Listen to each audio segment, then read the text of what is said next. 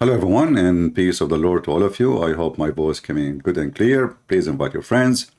And I have a complaint to make. You guys are always late, but it's okay.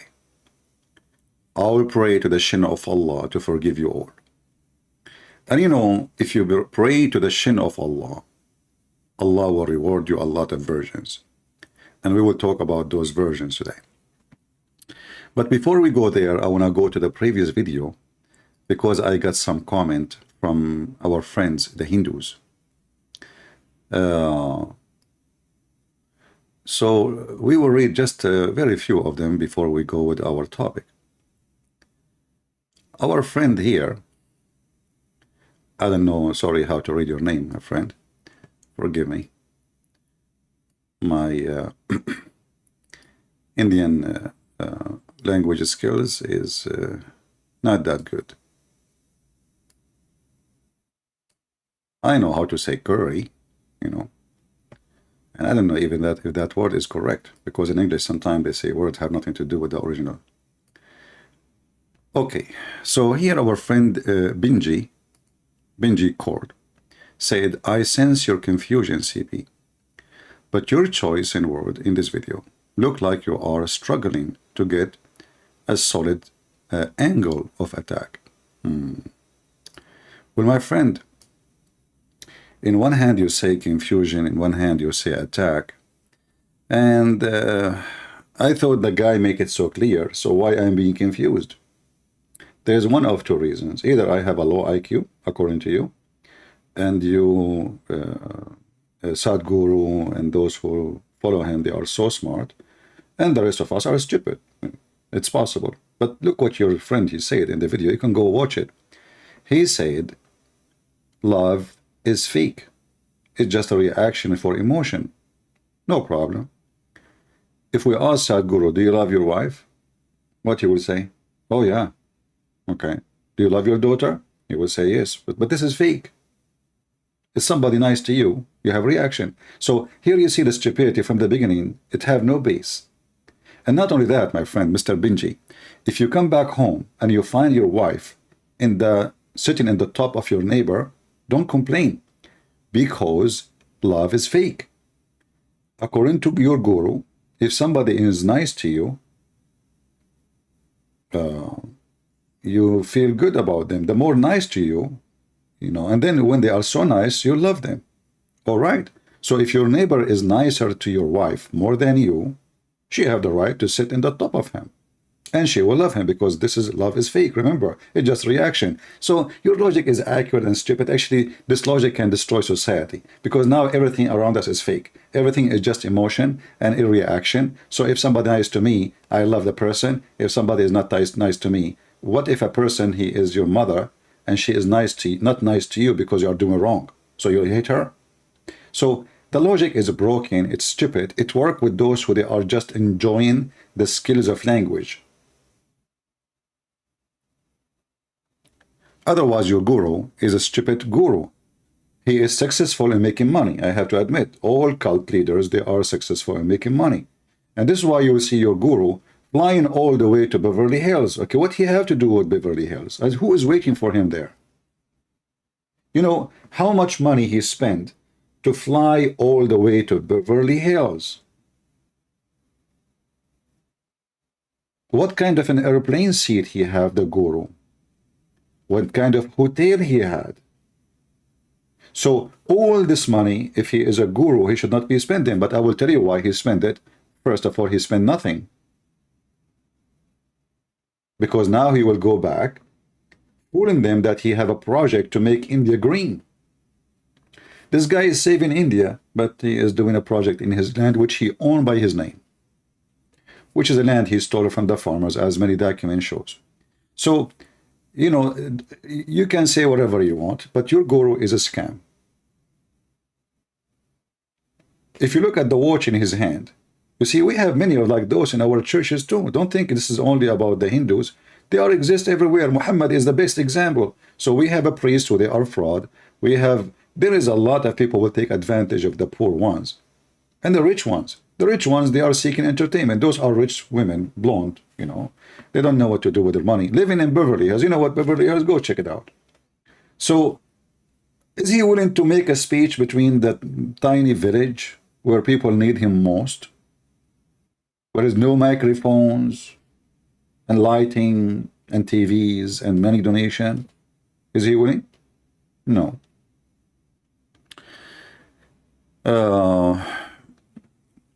Then he says, well, as for me, Javanese Christian, as a Javanese Christian, what is that? You're a Christian? You're a Javanese Christian? What does that mean? I don't know what does that mean. Sadhguru word is not confusing. It hit you as a hint, but not confusing at all. Maybe because Javanese and Indian share similar mindset or philosophy. You know, first of all, we Christian, we don't have philosophy. We don't believe in philosophies. Philosophy is just a play with art, the art of words. I can convince you with philosophy, with wrong, and I can convince you with philosophy, with the same topic, the same person, the opposite. Very easy. All what you need is someone is extra smart and someone is less intelligent. And that person who is extra smart, he can curve the logic and break it and make it fit for him. It's like a lawyer.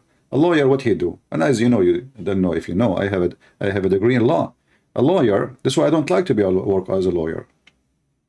What a lawyer he do, he cannot break the law, but he can bend the law, which means he can find a hole here, there. So he make you, even if you are a rapist, he can make you clean. In fact, he can make the victim is the criminal. He can switch things upside down because he is smarter than the system. And the system has holes in the narrative, standard narrative has holes. So your guru have holes all over the place. Same time when he said, love is not real, and then he said the Jewish rabbi, which is a same scam anyway, I believe, he said to him, well, give me an example of something is like, if love is not real, you know, give me an example of something, you know, like don't live within you, and it is not like, you know, not real. He said life. Life. But then we showed you the quotation, the guy, he contradicted himself. In one quotation, he says life is not within you. In the other quotation, he says life is within you. So which one? It can't be both. And if life is not within us, so where is love? Where is life? It's in the tree, not in me. So what I am? I'm dead now? So, you know, this is not a philosophy. This is just stupidity. And then, you know, like he is quoting for us from Matthew and John, etc. My friend, your friend, the guru, don't even believe in a spirit. He don't believe in such a thing. Each quotation, this person is contradicting for, he's like the Muhammad. You know, Muhammad, he said something yesterday, second day he said the opposite. The whole idea, why he said the opposite, because simply he's trying to prove himself is smarter than you. So if you say something now, he opposes you to prove you wrong, to show that he is superior. If the second day you say, you take his position, he will switch to your position to prove you wrong.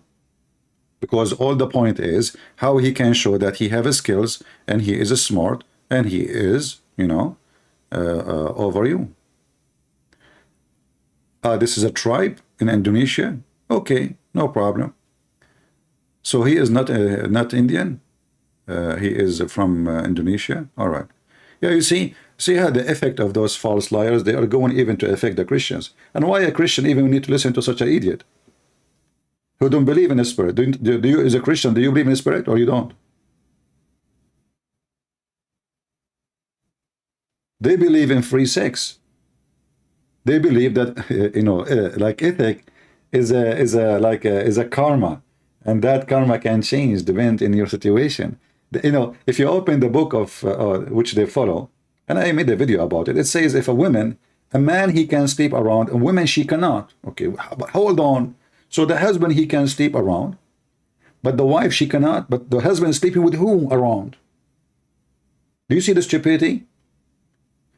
And where is the ethic? Zero ethic.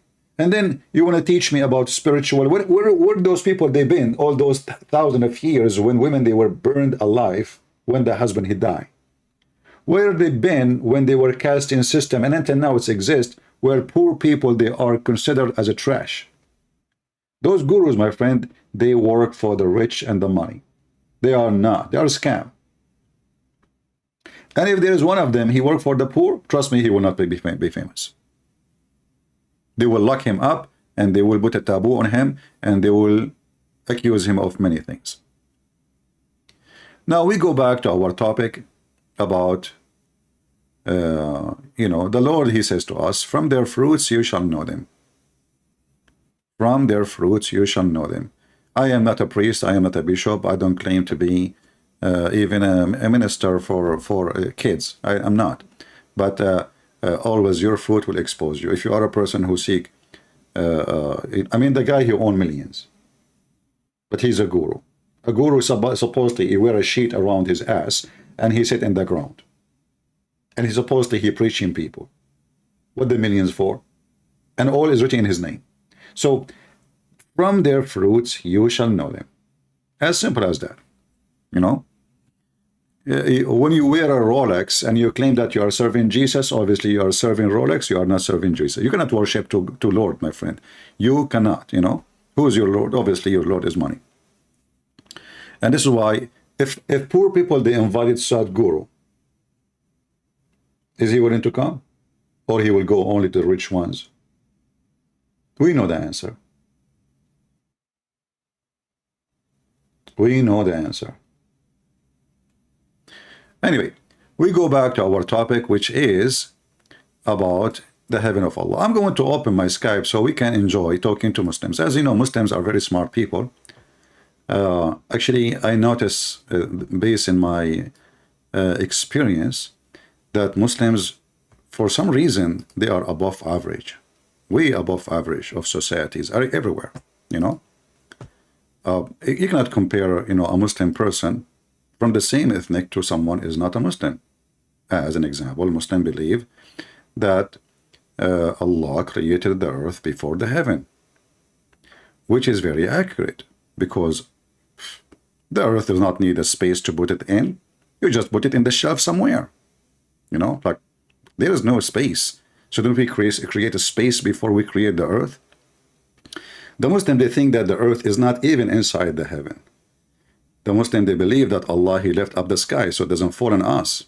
He's holding it. The Muslim believe that Allah, he made the sky as a roof. It's a solid roof. The Muslim believe that if shaitan or a human being try to go out to heaven, Allah will shoot his ass with a star. And actually, I see that every night.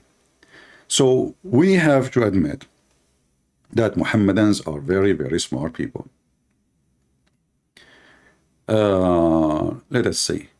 Exposing Christian Prince boys, did Jesus know the hour? A person sending me supposedly a link. I don't open links, but let us call this Abdul. Maybe he can, maybe he can. Where is the call? He have a group. Potato. I think this is the same guy. We spanked him last time. You remember? The guy, he called me and we got him busted in 2 seconds. You see, this is one of the stupid things the Muhammadan they believe in. The second you ask them who is the one who was to be sacrificed, they say to you Ishmael. So they bend the story. Muhammad, he came thousands of years after Abraham, and supposedly he is the one who will tell us about Abraham. And then when you go to the Quran, you will find the Quran itself saying clearly that the one who been to be sacrificed is Isaac. The second you show them that from their book, they cry. It's possible to have a private conversation. No, my friend, I don't speak in private. Okay, hello. I heard you are making videos about Islam. I have some questions. I am a Muslim girl that want to ask you some questions about the miracles of the Quran. Oh, okay. Well, I hope your parents next to you, even if you're an adult. Let us see. calling this lady. If you are a Muslim, would like to join us, please feel free. Text me, and I will call you immediately. Look like she is not online. All right. No problem. Let us see another person. This is from yesterday. You are very disgusting a human being. You call yourself an Arabic scholar. You are nobody. How dare you to insult our Muslim women? A Muslim is talking about insulting Muslim women. Isn't it your prophet? He says, ناقصات عقل ودين. They have half a brain. So if you have a little dignity, you leave Islam, you and your women. Let us try to call this person. Muslims, they defend women, brother, but they beat them. How you insult women? Huh? How you insult women? But we follow Allah, and Allah says in chapter 4, verse number 34, beat them, jail them. Muslims are the human right defenders. Let us see if we have any.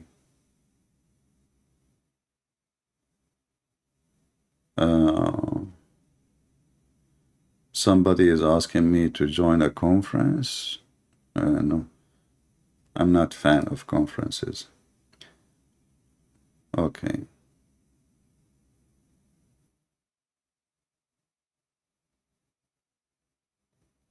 All right.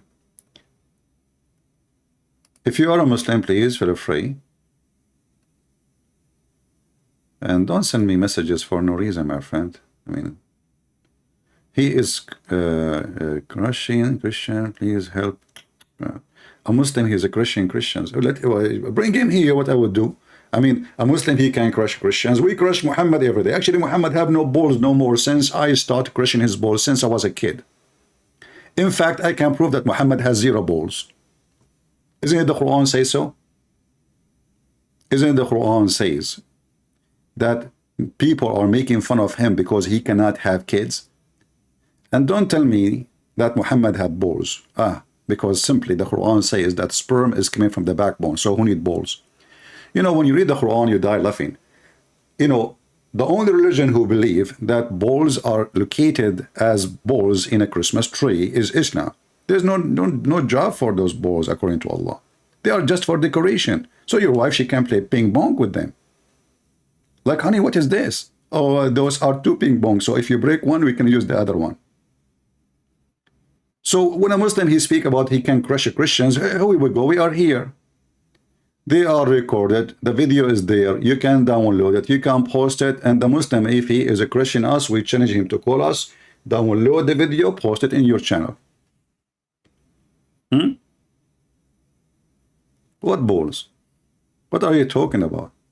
In Islam, Muslim women have balls. Muslim men, they don't. According to the Quran, you know, women, they have a sperm coming from their ribs, which means women are fooling us. They lie to us. They say to us they have breast, but the fact they are big, huge balls, especially those who they are done in Thailand. I mean, they are so huge, man. You can break bricks with them. Actually, I saw Al-Qaddafi, his bodyguard women, she was breaking the bricks with one of her breast, which is made from very hard silicone. I mean, have you ever heard of a God, he says such a thing, that women, they have sperm coming from their ribs? I mean, are you sure they are the ribs, not the hips? Because, I mean, the language is like ribs, hips. Give me tips. What the heck? What do you do? Think about ultimate. This is a kid. We just record him. You know, this is a kid. You know, ultimate whatever potato. They don't accept the hadith. They don't accept the tafsir. They don't accept what they do. So they give you their own. And the second you show them from the Quran, clear verses, bum bum, bye bye. Those people, they thought they can play, they can escape the humility of the stupid Muhammad by saying, I don't accept the hadith. So what is the last name of your prophet? He says in Google, it says Abdullah. In Google, I said, okay, where in Google? What do you mean in Google? Which book is that? Those are the one who want to challenge me. They find the name of their prophet in Google.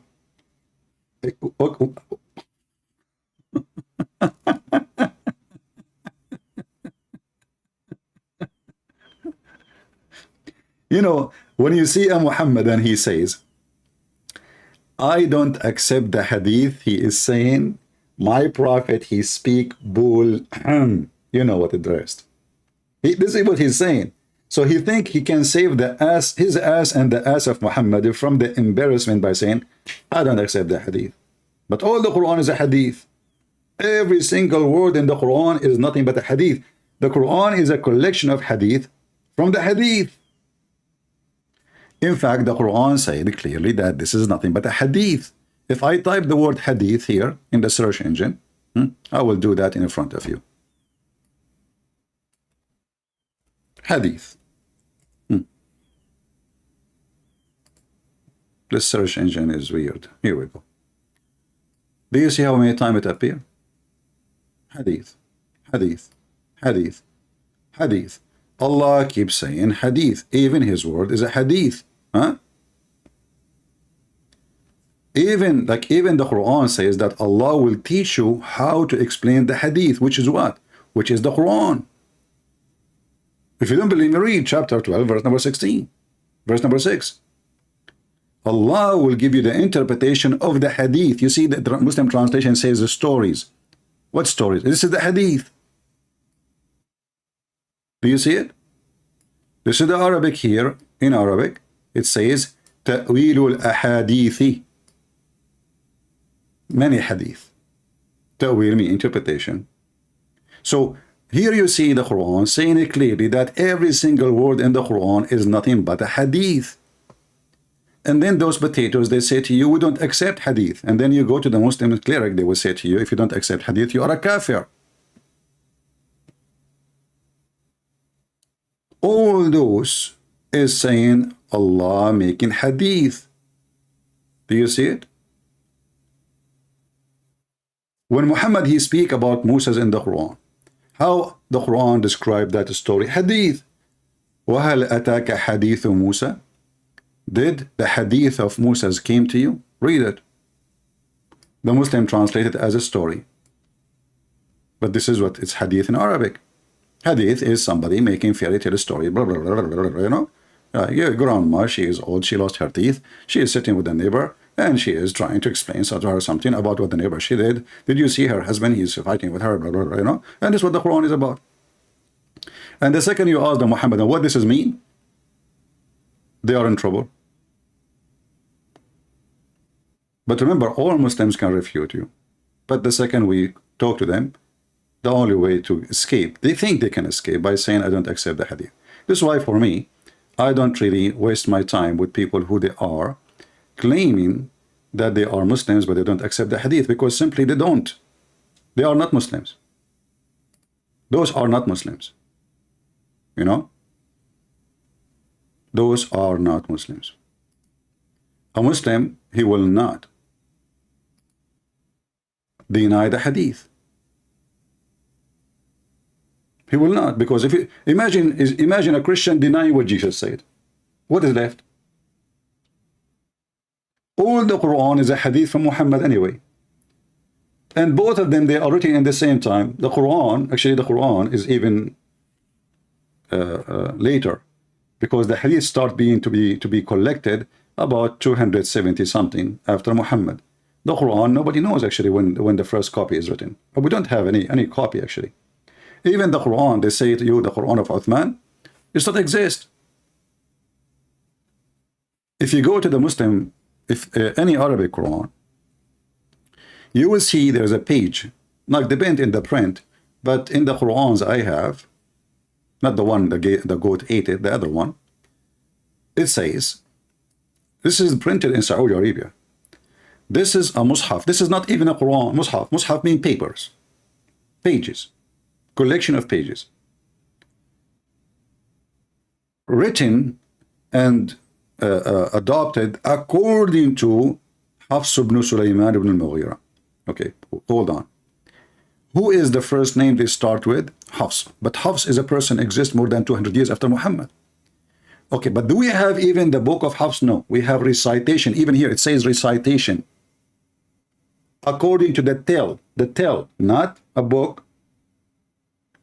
Hafs, he learned the Quran from his father, stepfather. and his stepfather and Hafs, both of them accused by Muslim to be fraud. So this is the earliest version, which is not a book. It was a recitation. Is coming from Hafs. Hafs learned from Asim, you know, and Asim supposedly learned from blah, blah, blah, blah, blah, from Abdul Rahman, from Ibn Habib al-Salma, from Uthman ibn Affan, from Ali ibn Talib, from Zayd ibn Thabit, from Ibn Ka'b, and Nabi sallallahu alayhi wasallam. So all those names from, and the first from is Hafs and Asim, and both are accused by Muslim to be fraud. All right, we have somebody. Look like he is Indian. All right. Sorry for calling you. So why you are calling me? You call me and you feel sorry for it? Okay, no problem. I know those symptoms. Do we have any Muhammadan? They don't even have a book. They don't. A bunch of kids. I can't even use the word kids with them, because according to them, Aisha, she was mature at the age of 6. And then the Muslim, in order to wash their hand from what it says there, this is why they don't want the hadith, because the hadith exposed the stupidity of Muhammad and his evil. More than the Quran. Quran is just a gibberish language. Even those who speak Arabic, they understand nothing of it. This is why you will see the Muslims don't agree about even simple things. If we ask the Muslim now, if a woman, she, get married, she slept with the man, how long it's going to take for the baby to be delivered? You will find that every Islamic school, I mean, this is a very simple common sense. You do not need to be genius and scholar. Simple common sense. If you ask a child, an elementary school kid, he will tell you the answer, the correct answer. The Muslim didn't have even that. Every Islamic sect have different answer for that.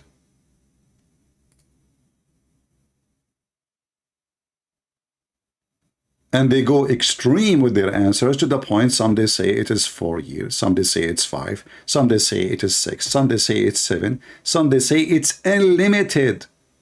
Unlimited. Women, she is going to carry a baby from you, and then she will call you 20 years after saying to you, hey honey, come and see your baby. I just gave birth to him. You will say to her, I divorced you 20 years ago. She will say, this is your son, you idiot. Come take him.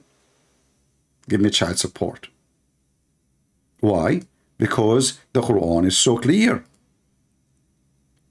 What is the longest period a woman, she will be pregnant? This is their Muslim website. This is not my website. And here, this is the question. And here the answer.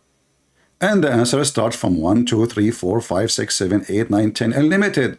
And then first they say, okay, 9 months. Second, and those are a small, tiny number of Muslims believe in 9 months. The majority, they don't believe in such a garbage. 9 months is bad. And then maximum pregnancy is for 1 year. This is the opinion of Muhammad ibn al-Hakam, but he's nobody. Let us go to the big scholars. Now 2 years, this is the Hanafi. This is one of the biggest sects of Islam, the Sunni. 2 years. Then we jump. This is Abu Layth ibn Sa'd. 3 years. Then we jump. 4 years. And this is the opinion of Shafi'i and Hanbali. Those are alone is more than 50% of Islam. 50% of the Muslim Sunni, they believe that women, she can give you a child after 4 years. This is why a woman, she was accused in Sudan during the Sharia law government, the previous war criminal who ran away from jail just lately. When they took her to stone her for fornication because she gave birth after her husband's death, the lawyer, he showed them what the scholars they say she can still give a child from previous husband even 4 years after. Well, her husband did that pass away just 2 years ago. Just 2 years ago. So she was escaped, and the court released her because simply, okay, the scholars, they say that. So scholars know best.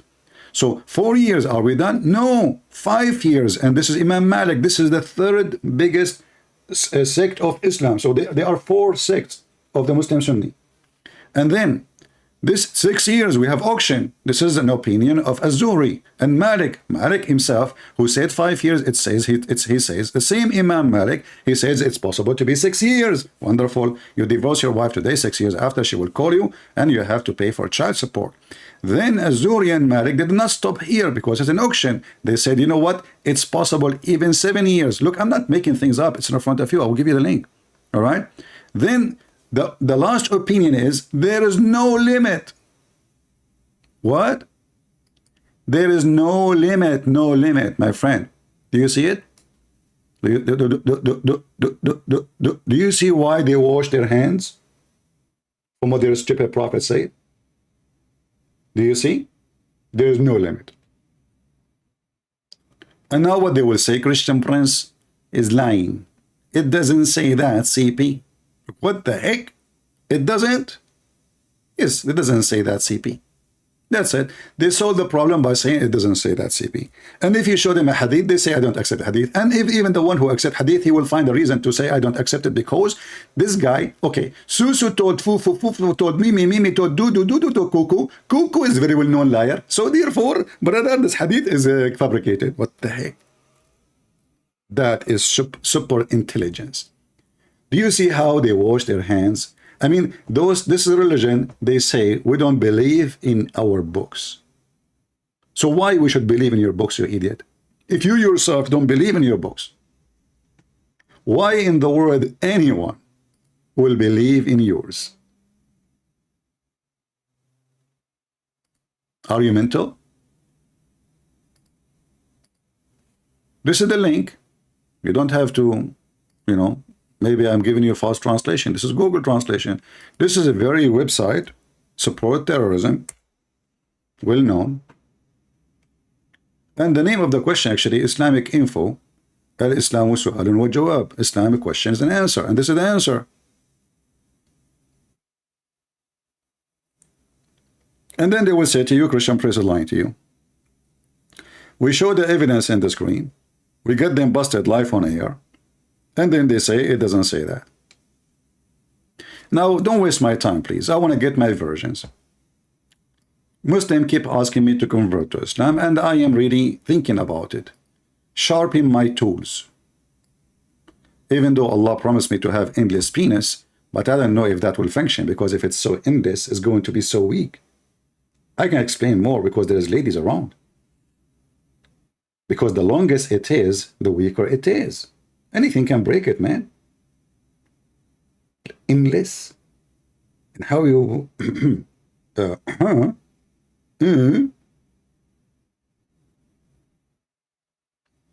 So this is the religion, brother. It's perfect for everybody. You can beat your wife. You can change them as much as you want. Same as changing shoes. Women are stupid. You don't listen to them.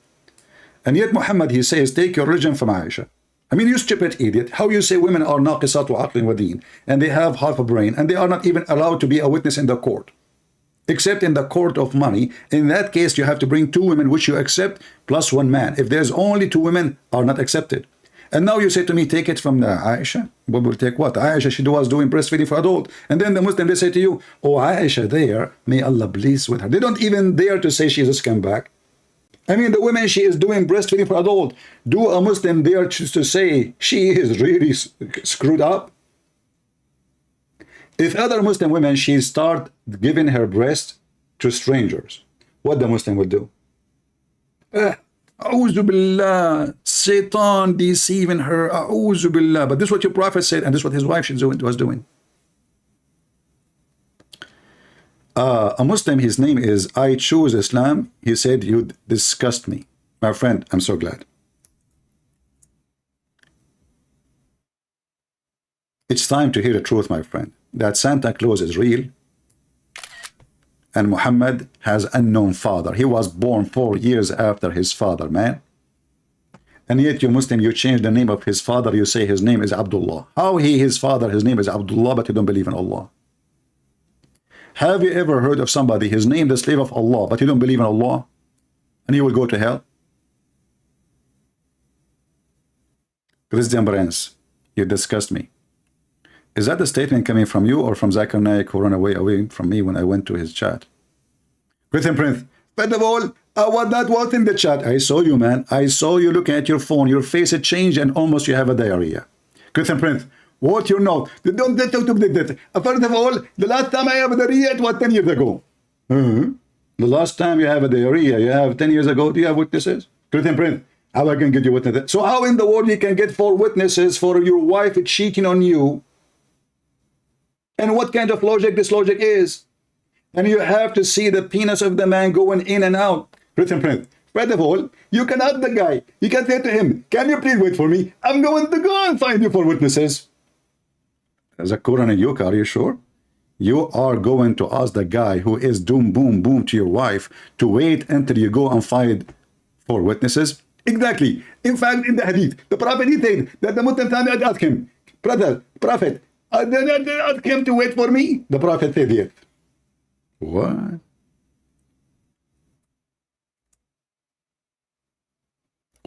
What? Yes, brother. A man come to the Prophet. He says, are you saying, Prophet, that if I find my wife with a man, should I give him some time until I bring 4 witnesses? He said, yes. It's in front of you. And this is Sahih. If you need 4 witnesses and they have to see the penis of the man given, listen, there is a very famous story of a caliphate. They got 4 witnesses. 3 of them, they saw the penis going in and out. 1 of them, he saw only the legs of the wife, of the woman, around the neck of the guy, and he said to the caliphate, her feet, they were shaking like an ears of donkey. The caliphate did beat them all because they are liars, because there's no enough proof, no 4 witnesses. So if your wife, excuse me, sitting in the top of the fornicator who's fornicating with her, and she is wearing a skirt, it's impossible to prove it. Even if you have 4 witnesses sitting in the top of him, and she is doing it because nobody saw the penis going in and out. It's not enough to see the penis after she stand up. It have to be going in and out, and you have to witness it. This is religion. And here you ask yourself, if I need 4 witnesses to see the penis going in and out to prove the point, do we have any 4 witnesses to prove that Muhammad went to heaven? Do we have 4 witnesses Muhammad receiving Quran? Do we have 4 witnesses of Muhammad doing anything? In fact, Muhammad is the only one who used to have sex without witnesses, which means even his wives are not there. The hadith says that the Prophet, he imagined himself having sexual intercourse, but in fact, he never did. It doesn't say that, CP. It says that. It's in front of me. What's wrong with you, Christian Prince? First of all, let me teach you Arabic. Abdul, this is your translation. First, secondly, I speak Arabic. It's my first language. Christian Prince, you are not an Arabic. You don't speak Arabic. I challenge you to read for me the Quran. Like, Abdul, come on, give me a break. The Prophet continued for such a period of time imagining that he had sexual intercourse with his wife. In fact, he did not. So he was imagining what? With who? What he was holding.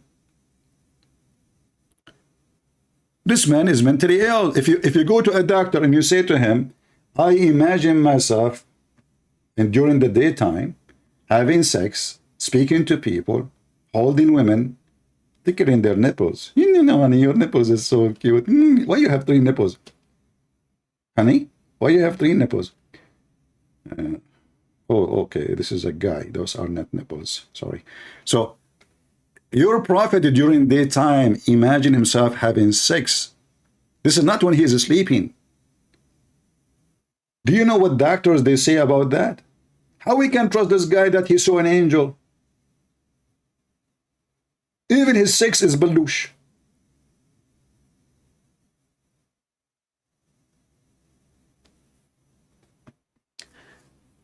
Tell you about Jannah women? I cannot tell you much about Jannah women. They are so hot, man. Mean. And especially when they sing one song for you. And not only that, the women in the Jannah, they are watching you right now. If your wife in earth, she made you angry, do you know what your wives in the Jannah they will do? They will go crazy. They will scream from Jannah, say to your wife, don't hurt him. Don't hurt him, okay? He is just passing by, okay? Muhammad must be a true story. So he Muslims, women in Jannah, they have a TV. Did Allah install like a web camera for them to watch what's going inside the house? How she will know that you are fighting with your wife? The Prophet said, whenever a woman harms her husband in this world, oh boy, that without any do right, to click between two bracket, without, so can Muslim women harm her husband with do right? Supposedly the Abdul trying to fix it, you see, between two brackets, like, you know, you see the bracket, it's me, it's not there. His wife among the Houris, like one of those, many, there's millions of them. She will say, you must not harm him. May Allah destroy you. He is only passing by as a guest. He is coming to us, coming, honey, bunny, bunny, the bunny is coming. What the heck is that? And how come your Muslim husband don't hear it? When the last time you have a fight with your wife and you heard the whore saying that to your wife? And if nobody can hear it, what's the point of saying that? The wife in the earth is hurting her bunny, and she's saying, like, look how evil the prayer, may Allah destroy you. Is Allah going to answer their prayer, brother? Because they are living in heaven already, they are closer to Allah. May Allah destroy you. Like, not may Allah break your nails. I mean, you see, you say to a woman, may Allah break your nails, is more scary than destroying her. What's wrong with you? Say something useful. Say to her, may Allah make your nails broken. Say to her, may Allah make your eyelashes not long. That hurt. That destroy you. What that will do to her? She died, she don't care. But a broken nail is a fiction. Like, it's a very harmful thing. Like, what the heck? There's my nails. It's not how I can go to see my friends now. Where's the nails? You know, make a real threat to women. Something scary. You know? Like, say, may Allah make your breasts small. That's something. You know, you're getting closer. Huh? Like, very small. Like, very, you know? What the heck is that? This is a religion and this is a prophet of God. I don't know why Sadhguru is not quoting those things in the stage. I think women, they will like it more. Do we have any Muhammadan would like to join us live on air or dead in air? I don't care. Anyone?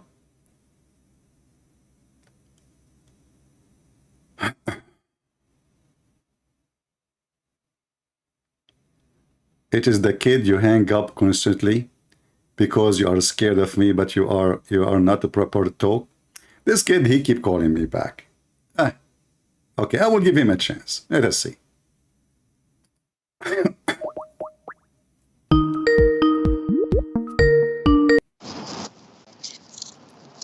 Yes. Yes, my friend. What do you think about what we see in the screen? I will give you a chance. You remember? Last time you start insulting, calling names, saying dirty language, but it's okay. I will forgive you.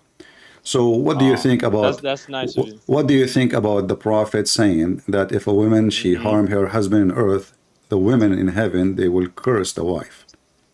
I have no problem with it. Tell me what... I'm not saying you have a problem, but how she can see what happened in your bedroom? That's like not the right question. The point of the hadith is no, this is the point of the hadith. For the woman, is this hadith, is it true or it's just a fiction story? Is it a true story? This is what happened. This is a sahih hadith. This is a sound hadith. Okay. And it's basically just describing about the woman, you know, not being bad to her man, as we see in other types of situations. No problem. Listen. The woman doesn't have fear these days with her man. She does what she wants. She divorce him. She throw him in jail. She go get another man. Listen. In Islam, just want to finish. Yeah. In Islam, the woman, a God-fearing woman, she fears her husband to the point where she's not gonna play those type of games. Sah? No. Okay? In Islam, women are very aggressive. I can show you right now how big a study is made. Even the Muslim in Morocco, the Muslim in Morocco, they have an organization to defend the men from domestic violence. Women, Muslim women in Morocco, they are beating their husband. I can show it to you right now on the screen.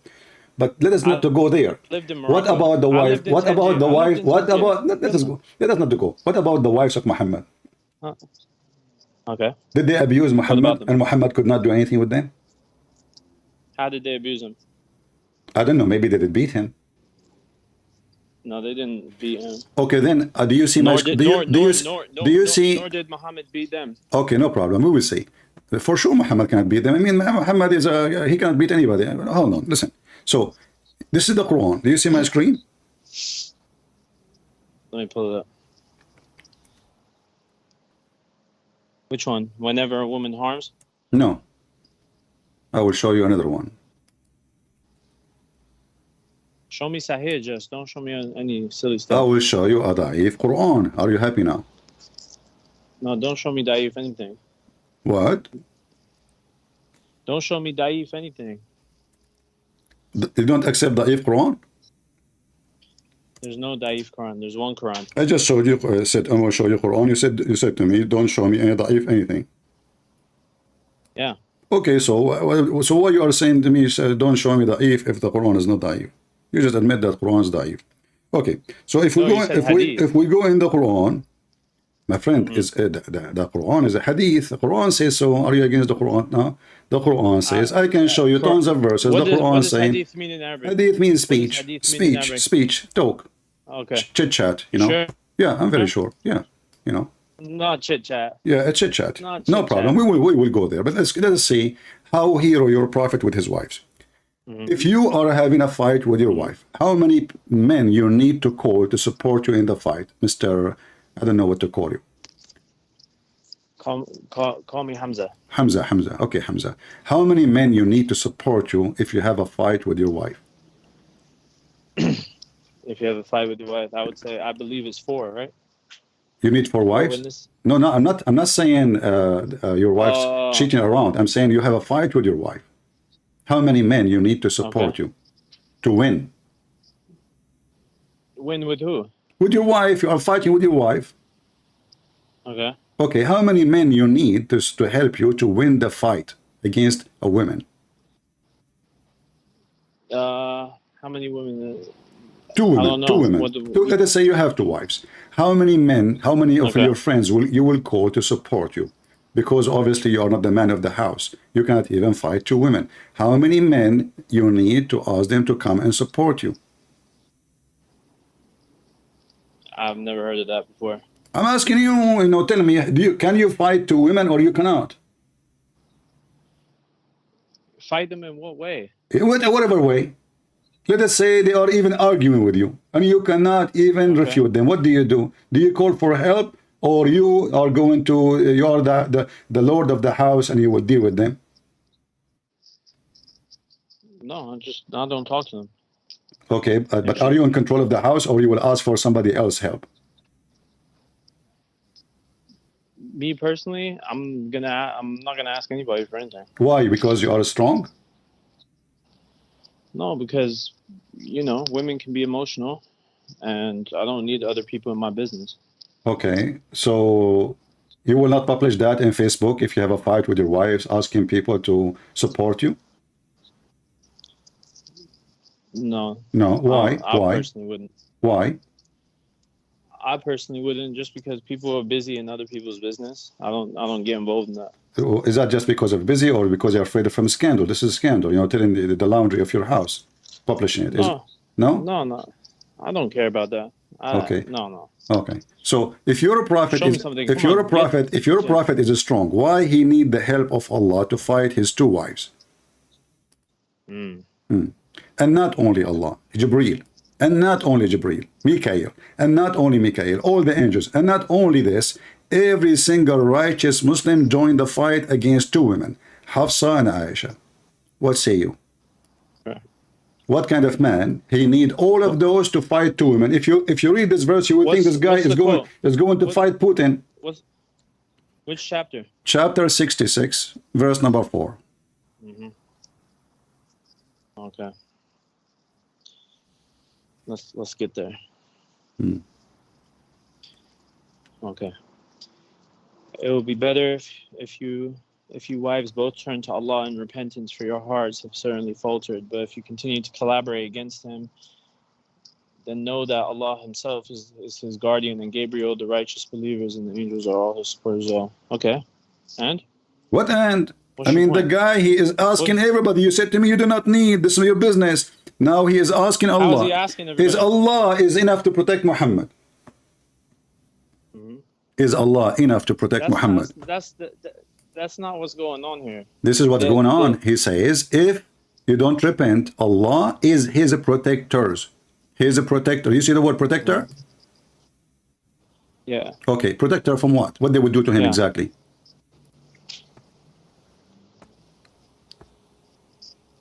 Protector. You want to call a friend? Where are you seeing protector? No, I'm here. I just think before I Protector. speak. Allah is protector. So obviously the wives of Muhammad, they are beating the hell of him. No. So why? What do you mean the protector? Two wives in the house of Muhammad, and they are doing what exactly to the point he needed Allah? Is Allah is enough to protect Muhammad? No. He says in Jibreel. Is Allah and Where are you Jibreel seeing are? the word protector? It's in front of me. Protector. It says here in front of me.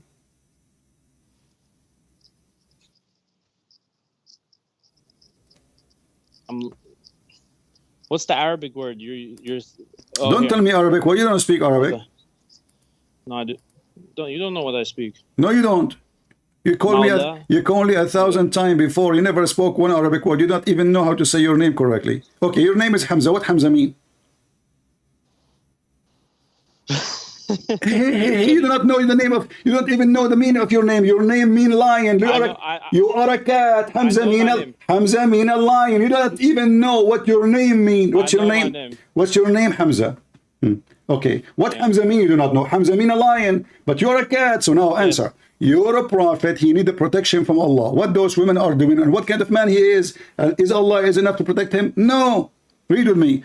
Allah and Jibreel. Is Allah and Jibreel enough? No. He need to call more help. And every righteous Muslim, ISIS, Al-Qaeda, Mimi, Hijab, Susu, Dudu, Fufuyu, all have to come to the house of Muhammad to protect him from two women. For sure. I mean, they are strong. They have long nails and they are 5 foot tall. Did you read the verse before it? It doesn't matter. Remember when now he is in trouble. Doesn't matter. Okay, the verse before it is like a daddy nanny, grandma in the coffee shop. Look, explain to me what happened.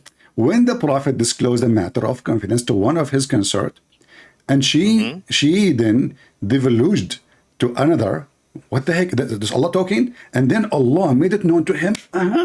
So he confirmed a part thereof, and he repeated a part. Then when he told her what she told him, and she said to her what she said to him, she said, who told you this? This is Allah talking, this is God talking, this is the amazing Quran. If this is the amazing Quran, so what is my grandma is doing? Isn't it, this is what gossip is about? What? God, he is saying this. When the Prophet disclosed a matter of confidence, he said to one of his girlfriend, she told the other girlfriend, and the other girlfriend, she told her, where you did this? And he told her some of it, and then Allah told him part, and Allah did not tell him the other part. Look at the details. And then, brother, and remember, you are the one who asked me to read the verse before it, not me. So you ask for it, you get it. Sure. Then when he told her thereof, she said, who told you this? He said, he told me the one is all-knowing, the all-knower. What the heck is that? And now, do you understand anything? What do you understand after all this? You are the one who said to me, read the verse before. Do you understand what's going on? No.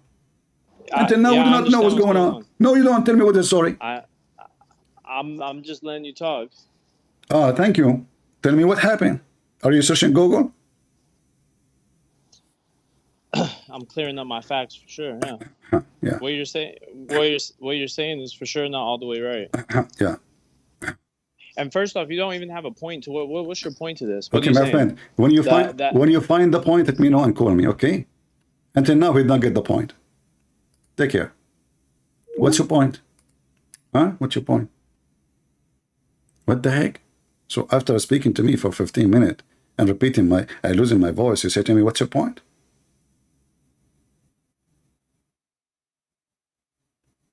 What the heck? What a shish kebab religion.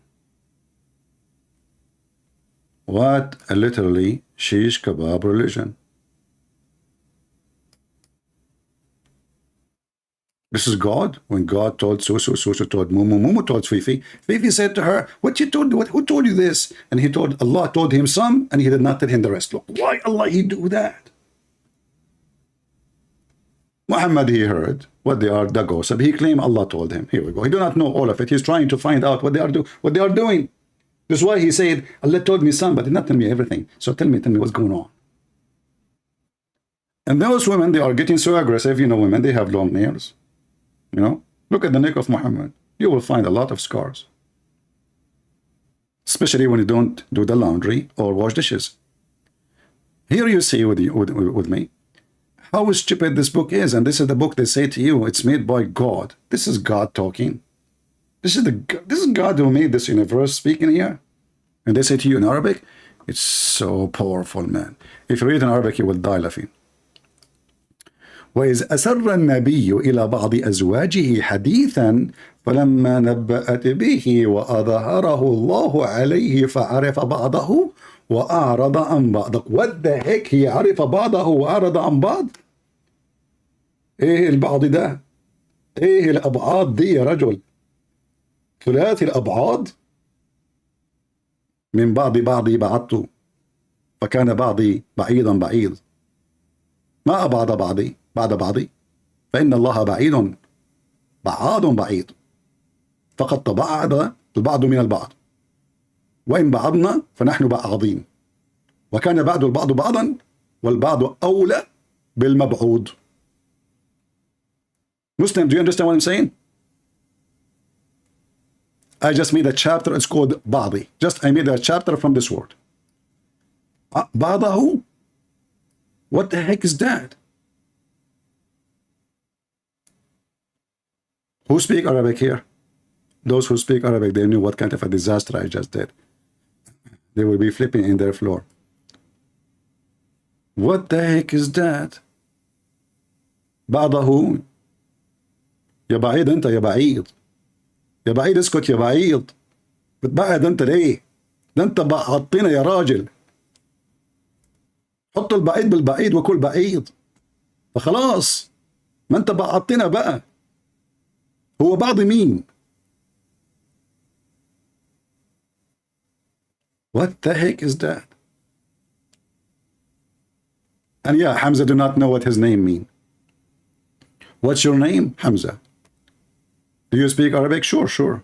Okay, what's your name mean?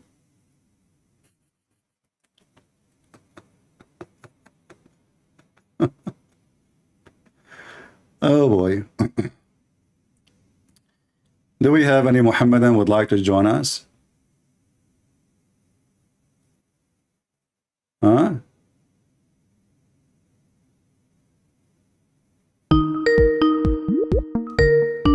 He's calling again. My friend, what are you calling again? That's my name, Hamza. You got it right. Okay. He just so guys, he called me back to tell me that I got his name right. Just. All right. We want an adult Muslim to call us, not somebody is 40 years old. Adult, please. Because Muslim, they don't get the age of maturity until they are in a very late age. As you remember, Muhammad himself, according to Muslim, he was a kid until the age of 40. And then Allah, he squeezed him and he started giving him revelation. And Muhammad, because he was a kid, he is not mature. The first revelation he received, he was doing poo-poo. And then when he was receiving the poo-poo, and Allah spoke to him, the angel spoke to him, not Allah. A voice spoke to him. Muhammad, he started running in his pant between his legs. Immature behavior. Have you ever heard of a prophet of God? The angel of God is speaking to him only when he want to do poo-poo. Each time the prophet he go out, you see, in these days, there's no bathroom really. I mean, we are talking those Arab Bedouin. So they go in the desert, it's empty. In the dark, you go, dump it and come back. Muhammad, he go out to dump it. And then he hear a voice say to him, "Oh, Muhammad." The second Muhammad, he hear the voice, Let us go to chapter number 1. Give me a second. This is not the chapter. The second he hear the voice, Muhammad, he flee and he start running like a Tarzan in the jungle. Why Muhammad is running? And remember, those books are Muslim books. Those are written by Muslims, not by us. Whenever he went out, which means to do poo-poo, baraza, he used to hear someone calling him, "Oh, Muhammad." And whenever he heard this, he used to flee. Is that an act of a mature person? Let us say I go out in the dark and somebody call me Christian. What I would do? I will run. I will say, "Who's this? Why is running? He's a kid. He's a kid. He's a coward. Why in the world he flee?" Especially if this is not the first time the angel spoke to him. So the angel said to Muhammad, "Oh, Muhammad," he did not say, "Hey, he took money from me." Like, you know, Muhammad, maybe he borrowed money from the angel. Explain to me why he's running away. Maybe he borrowed money and he don't want to pay his debt. The angel is chasing him. Where is my money? But this is not the case. The poor angel, he wait for Muhammad, enter. Muhammad want to do poo-poo. Imagine how many hours. Muhammad now is coming out. Muhammad, he take his pant. He said, Muhammad, you know, in the moment he squeeze it, the prophet, he heard a voice. "Oh, Muhammad." Muhammad heard the voice. The poo-poo is coming from his ass. Start running. And then, what do you mean provide you a link? Ask Allah to provide you. Allah is the provider of everything. Are you kidding me? Guys, this guy is a kafir. He just said to me, provide me a link. Don't you know that Allah is the provider of everything? Allah knows best. He is the provider.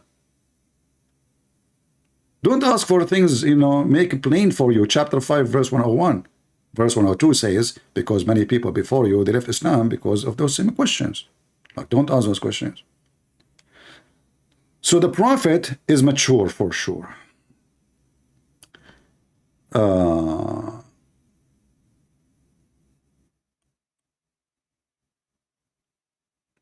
Yeah, he's just a kid. That's why I don't judge him. I feel sorry for him. He's just a kid. No problem. This is why I don't want to waste my time. I want to speak to somebody claim to have knowledge, not someone who have no idea. You see, if you make victory of someone he is nobody, you made no victory. And this is why I believe that Allah is not God. As an example, Allah versus the lizard. Who? The lizard. Hold on. Did I hear you correctly? Yes. Allah, his enemy is a lizard? Yes, brother. What kind of God? His enemy is a lizard. And why? Why, brother? Why? What happened? What happened between Allah and Mr. Lizard? If there is any Muslim can help us. Is that the act of shaitan, brother? Like shaitan, he made enmity between them or misunderstanding maybe? Lizard, he become the enemy of Allah? That's deep. Aisha says, can you please explain the hadith about why we should kill the house lizard? Please explain. First of all, the house lizard, I think they call it salamander or something like that. I'm not sure. He is not sure. To be honest, this is a scholar. He is not sure. I mean, they are honest. We have to give them a credit. As scholar, he just said, I am not sure. That's rare because he's humble, you know.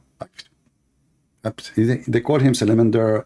I don't know. In America, they call him Joe Biden. I'm not sure, really. I'm not sure. But you know the thing. Okay, what happened and what next? The house lizard is no way. An insect. It's an insect. Stop. He do not know what they call it, salamander, maybe something, you know, but it's an insect. Now this is what he is sure from. See the honesty? When he is not sure, he did not say I'm sure. When he is sure, he told you what it is. It's an insect. Salamander is Abdul. Salamander eat insect. He is not an insect potato. I mean, what kind of? Give me the name of the school you went to. Potato school. I think they call it salamander or something. I think, like yeah. that. I'm not sure. I'm not sure. The house lizard is an insect that is harmful. Some of it cause a lot of diseases. And brother, you just said some of it. What about the other some? Are they useful? So why we not kill them all? Or kill the harmful one? A potato. Abdul, who is the one who will eat the mosquitoes if we kill all lizard? Are you stupid or what? Do you know what lizard they eat? They control bugs. Bugs can eat crops, they can eat your fruit, they can eat your tree, they can eat your tomato, they can destroy the food of a human being. We need those lizards. The enemy of Allah is a lizard. Go ahead. some say that it intends to walk over the food and the drinks and to poo. Unbelievable, disgusting son of Mut'a lizard. He goes over your dish, he ends up, and he's looking around like, did they see me? Did they see me? Nobody see me. And then you go and you eat the food like, the ice cream was so good. Because it's mixed with lizard piss. What the heck of this knowledge? Do you have any reference? Where it puts a lot of its illnesses and diseases in people's food. Brother, I heard that even lizard, they hold it until they go inside. They don't even do it outside. They hold it for you. Like he go outside, he eat insect, and now it's time to poo. Do he poo outside? No. He go look for your house, find a hole, something. He go to your dishes. And, finally, today, they did not open the door for a long time. So it took me a lot of time to get in and do it. But finally, it's ready. See, this is my gift to you Muslims. Salamander is pooping in your food. Conspiracy, even salamander is their enemy. Continue, brother. So, in general, it is a dangerous, very dangerous creature that only brings harm to the people. I know. In general. In general, yeah. And if you notice... No, I noticed too. Are you kidding me? Listen, did you notice? I mean, let us be honest here. Focus with words. Those are scars. They don't speak anything for nothing. Did you, if you notice, for sure we noticed. Are you kidding me? I noticed a lot of things about lizard. Do you see, guys, how knowledge is astonishing?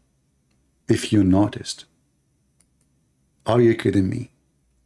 You are talking to Muslims. Muslims are the only one who notice those things, don't you know? In fact, some lizard, now they are signing contract with Hollywood. I saw one in cartoon. He signed a contract. He make millions of dollars. Those enemies of Allah in Hollywood, they are trying to hire the enemy of Allah to make a movie about Islam. And look, he is so happy and excited. And he called himself the top G. That's why he has bodyguards. Because he's a lizard. Not brave. He's a coward. Okay, what if we notice, brother? I did not notice what you noticed. Notice with me, please. And if you notice that anything that is harmful, Islam tells us to kill. Like Christian Prince? So Islam tells us to kill a wild dog that bites and attacks people. Islam ordered you to kill all dogs, you coward, not a wild dog attacking people. You are a liar. It tells us to kill mice because they spread all types of diseases. Mafia. Plague is one the of mafia. I mean, don't you notice that mice, they go in group? Don't you notice? Gang. They smuggle drugs through the borders, human trafficking. They lure women to do web cameras. I saw a mice. She opened like a rat. He opened a web camera to lure beautiful, innocent mice to open a camera and show their private part. And these days, a lot of rats are using bitcoins to pay for it. But brother, this rat, he is a Muslim. Therefore, he's okay. It's halal in the Quran to do business of a pimp. Smash Allah. Are most infamous for. And also, they cause fire in houses. Somebody call the fire department and tell them who is the real reason for all the fires in the world. As in they smoke. You know what they do? You see those rats? They have like, they sit in the wood in the park. They start smoking like, brother, what you ate today? I ate today the cheese of the neighbors. They give me a cigarette, let us smoke. And then they start smoking. After they're smoking, they throw the cigarette. And then the fire catch. Marijuana, hashish, even they don't pay for it, they steal it from the neighbors. They go to your house, you have a cigarette in the table because you're a fool who smoke, and then they take it, or marijuana, etc. They take it to the backyard and they start smoking, and then they make fire, and then when they finish, they throw the marijuana in your yard, you're catching fire. In the hadith of the Prophet ﷺ, it tells us mice do heinous things. Oh. Though people nowadays are so fond of them. Unbelievable. We're told to kill the crows. Nobody is safe from Muhammad. I mean, he is going after animals, creatures, birds, lizard, I mean, Muhammad, doing jihad. This is jihad. A crow that also carries diseases and eats dead meat. You know what? Muslims don't eat dead meat. They eat chicken which alive. The Muslim, he just shuffle a chicken in his mouth, alive. Hey, Abdul, do you eat dead fish or alive fish? Maybe you slaughter the fish, you know. When you take the fish from the water, how the fish die? You eat it. So he eat dead fish, and he eat, so you know this is the reason to kill him. The chicken, they eat dead shit. They love it. They eat cockroaches, they eat, you know, what's wrong with you? Oh, bro. Man. This is why we see Muslims, they have halal food. Not here, in the video of Lili Dawa. They have halal food for cats. We're ordered to kill snakes. We're ordered to kill... Because they have a genie inside them, according to Muhammad. Kill scorpions. Scorpion. And these, by nature, are harmful for people. So killing them is justifiable and it's a legitimate thing to do. Likewise with the house lizards. Oh boy. And there is a hadith. Don't tell me.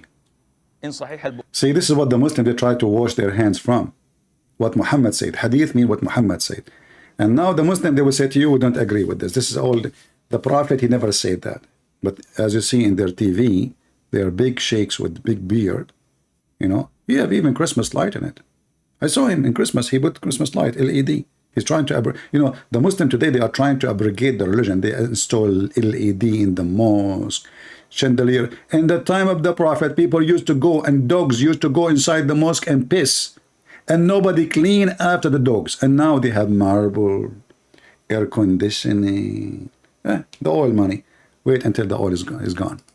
Bukhari, where the Prophet told us, alayhi salatu wasalam, that when Prophet Ibrahim, peace be upon him, was thrown by his people. Guys, take notes. His people throw him in the fire, and now the action will start. In the blazing fire, all the creatures of Allah used to try and put off the fire, with the exception of the house lizard. And he just said to us that all those animals we have to kill because they are bad. Suddenly, those animals, they join to save Abraham. I mean, do you see how the IQ of Islam is so high? He spent 15 minutes, the first 15 minutes, tell us those animals we have to kill. And now he just said all the creatures, they decide to save Abraham except Mr. Lizard. I thought mice is bad, and a scorpion is bad, and crow is bad. and dogs are bad, and snakes are bad, and now all of them, they joined to save Abraham. Hey, snake, where you going? So what? You want to go and save Abraham? Oh, guys, sorry, she didn't talk. You know, she is moving her tongue. I understand the language. Oh, okay. And what about the rat next to you? How come you and rat, and you know, I mean, you are enemies. You will eat the rat, right? I mean, how come the rat is accompanying you? You make a team to rescue team to save Abraham. Who's next to you? A snake. So this is a snake, a rat, a crow, a dog. All of you become a one team. Subhanallah, Subhanallah. And even pigs, the pigs came too. I thought pigs are dirty. The pigs, they came to save Abraham. Everybody is coming to save Abraham, except one filthy son of Muta creature, lizard. Nature are harmful for people. So killing them is justifiable and it's a legitimate thing to do. Likewise with the house lizards. And there is a hadith in Sahih al-Bukhari where the Prophet told us, alayhi salatu wasalam, that when Prophet Ibrahim, peace be upon him, was thrown by his people in the blazing fire, all the creatures of Allah used to try and put off the fire, with the exception of the house lizard. Disgusting. It used to try to blow so that the fire would grow. I can't believe it. And this shows you that our relationship, not only with people, with everything else, is dependent on our belief in Allah Azza wa Jal. Unbelievable. Somebody saying to me, I will not be your follower again, my friend. This is what you said to me last time. You keep coming. Mr. Lamp, I think you are not LED. Something wrong with you. You turn off, on, off. Who is this guy? Hello? Hello? Hello? What if you don't talk? I will hang up on you. Okay. And I will block you.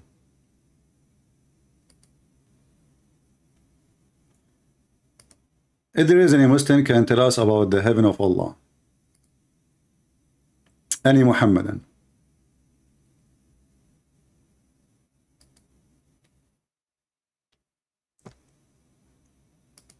Any brave Muhammadan. Forget about the lizard. I want to get the virgins. Is it true that your God Allah, He described for us the vagina of the virgins? Is it true that the virgin, they wear 70 dresses in the top of each other? 70? Why? And what the point? If it is see-through. Is it true that women in heaven, those women who Allah made for us, we can see the marrow of their bones? Don't you think this is so beautiful? How sexy.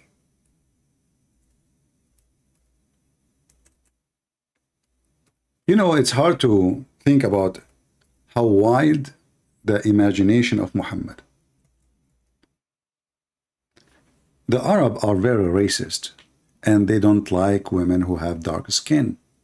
So Muhammad decided to promise them women who they are so white, extremely white, to the point you can see through their skin.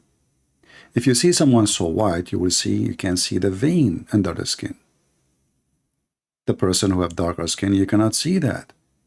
So Muhammad, because he knew what kind of people he has, he have to fabricate a lie, claiming that Muslims themselves, they will be so white when they go to heaven, and the women who Allah will give to them, you will see through the marrow of their bones. And this is Sahih al-Bukhari.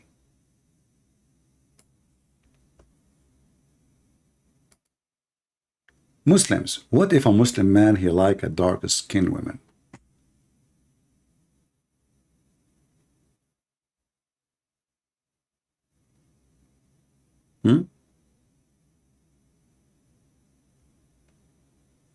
Any Muhammadan? Why Allah, he will not provide us with women who don't have such a, I mean, what this is for exactly? Is that something really beautiful? Is that the standard of Allah beauty? That I will see women marrow, the bones? Have you ever seen X-ray?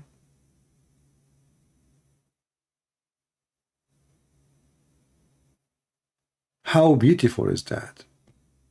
Isn't it tempting?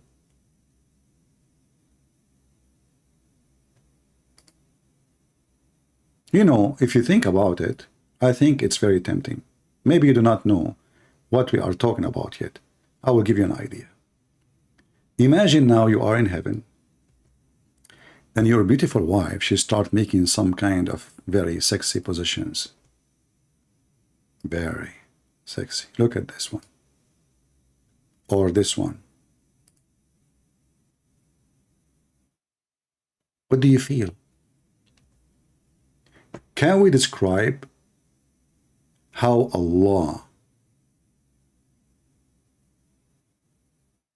the way he look at the beauty is amazing? How Allah knew that men, they will go crazy when they see this? How he knew? First time I saw it, I don't want to be single no more. I want to go to heaven. I said to myself, no way. That's it. And look at the high heels. That's so beautiful. I see some shit there. No, this is not shit. This is not shit. This is the husband green card. I mean, it's a credit card. Yeah, no. Not. Sorry, guys. I thought this is shit. Something. No. This is a credit card. You know what women they hide. You know. Anyway, and look at this one. Oof. Look at this one. Women, they do crazy stuff, man. So now you are in heaven, and she is trying her best to tempt you, showing you all her temptation skills. Oof, look at this one. High heels, her ass is facing you, and you are staring. Allah is the best designer for beauty. And now the Muslims themselves, they will be see-through too. This is what the hadith is saying, not only the versions. So look at the love. Look what will happen exactly. Oof. Let us not to go down. Let us go up. Focus on the top. Focus on the top. Brother, that's so beautiful. Who can think about such a beauty save Allah? Did the Hindu God says that? No. Even Sadhguru never imagined this. Prophet Muhammad. Prophet Muhammad, peace be upon him. He have the best heaven ever. Who is the winner for heaven this year? Prophet Muhammad. Who is the winner for heaven design last year? Prophet Muhammad. Okay. Who is the winner for the design of heaven the year before it, and the year before it, and the year before it? Prophet Muhammad.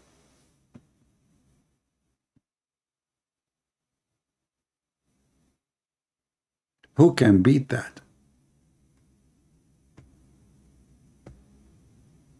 Any Muslim have an objection for what we said? As you see, we are showing you what your Prophet said. You will see the marrow of their bones. And obviously, this is making them so beautiful. I know, I think this will be very attractive if we say that to a bunch of dogs. Dogs like bones. But why a man, he will be attracted to a woman, you can see the marrow of her bones. So we will not see the flesh? No. So what the benefit of the flesh? Nothing.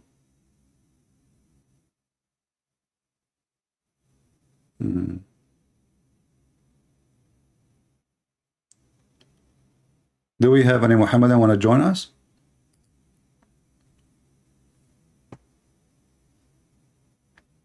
Anyone?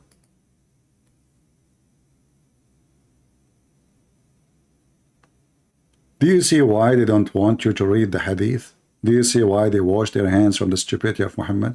Obviously, those promises is just a stupid promises. Who in the world want to believe in such a garbage?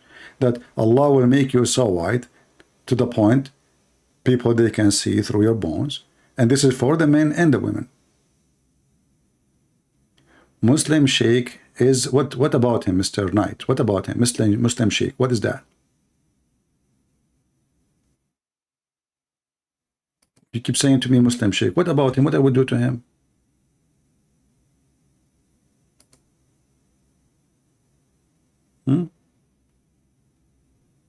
Muslim Sheikh.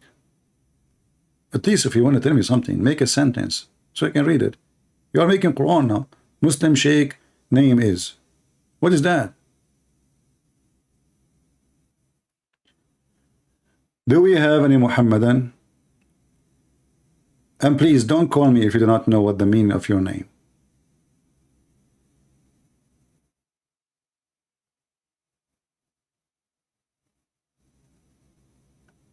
Any Abdul? I want to go to heaven. I want to get the virgins. It's obviously that Allah, He loves to make us happy. And specifically, He want to make that piece between your legs happy. Ooh, that's nice. I mean, who can do that save a true God? You know, Muslims, why Allah, when He created Adam, did not create, Adam with like a 70 Eve? Why only one Eve? Like, why only one Eve? And why she don't have a... Oh, hold on. Do you know, first of all, that the first Eve, she never had a period?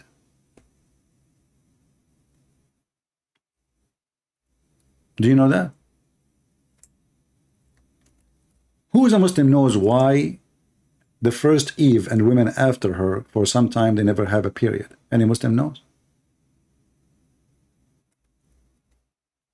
According to Muslims,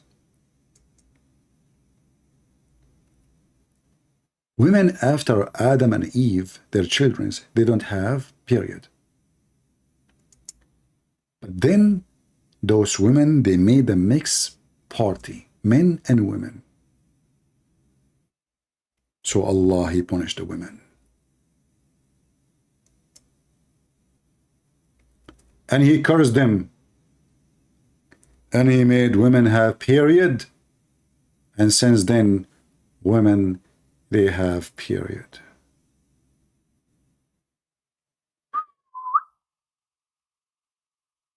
Man.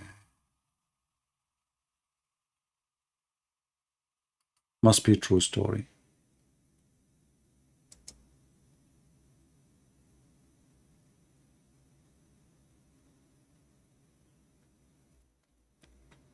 Any Muhammadan?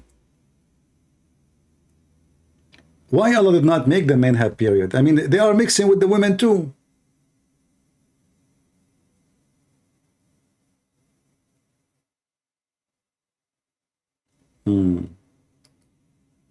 I mean, isn't it weird you punish the women? Make the men have period too. Like, isn't it the men are with them?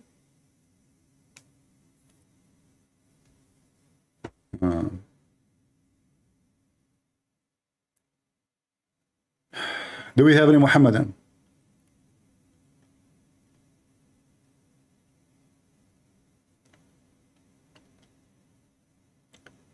Prophet Solomon, he have a flying carpet can fit 700,000 chairs.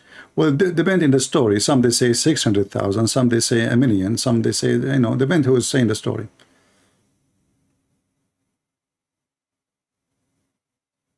It was the sheikh name? What sheikh? Lord have mercy. Who is a Muslim would like to join us? A Muslim who have education and he can tell us about the heaven of Allah. I like to join Allah heaven. Mr. Ahmad is calling. Let us see Ahmad.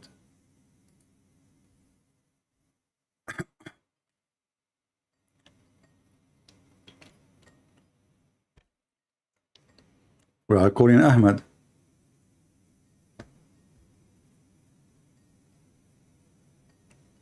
Ahmad is not answering.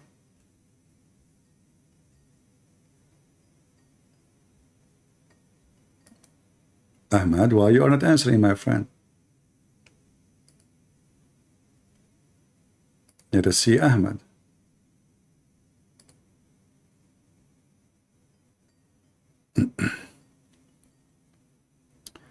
Hello?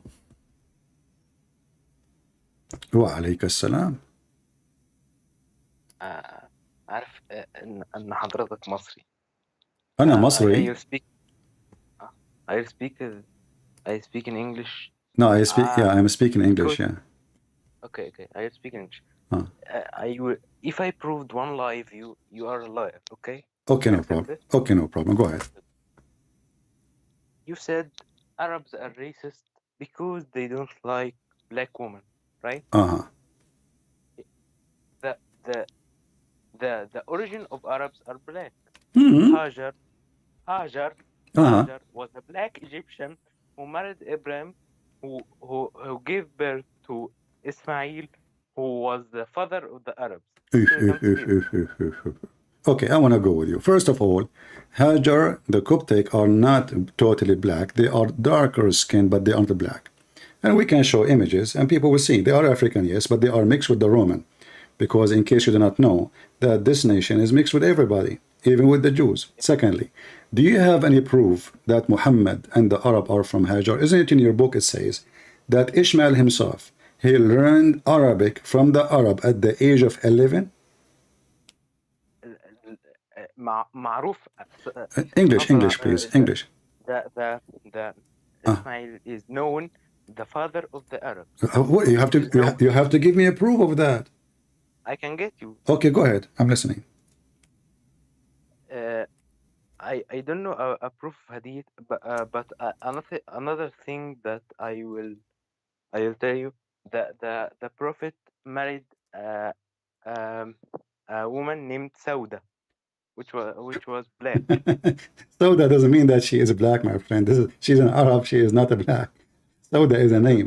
Listen, no. Listen. Let us go one by one. Let's go one by one. What the age Ishmael he learned Arabic according to your religion?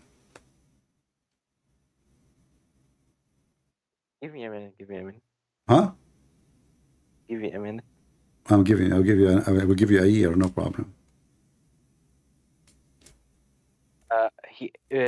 Ishmael grew up and married a Yemenian girl, and he after that learned Arabic, and Ibrahim ordered him to leave his wife. Okay. After that. Okay, are you done? Yeah. Well. Listen. So you just said, everybody heard you, that Ishmael he learned Arabic after he married from a woman. She's from Yemen. Correct? Yeah. Okay. That means he's not the father of the Arab. That means people they speak Arabic already. So how he can be the father of the Arab? And if in this case, if I am a German and I marry a woman, she is a Chinese. According to Islam, the son will follow the father. So if the father is not an Arab, then Muhammad, if he is from Ishmael, should not be an Arab. Because Ishmael himself obviously isn't an Arab because he learned Arabic. You just say that. He himself learned Arabic from the Arab. The Arabs exist. And not only that, your prophet, he says that Ishmael, he learned Arabic at the age of 14. Is that correct? I don't know about this, and I don't memorize numbers. But I memorize. I memorize, my friend. I memorize. No problem. I will show you. I will give you a reference. Hold on. Give me a second.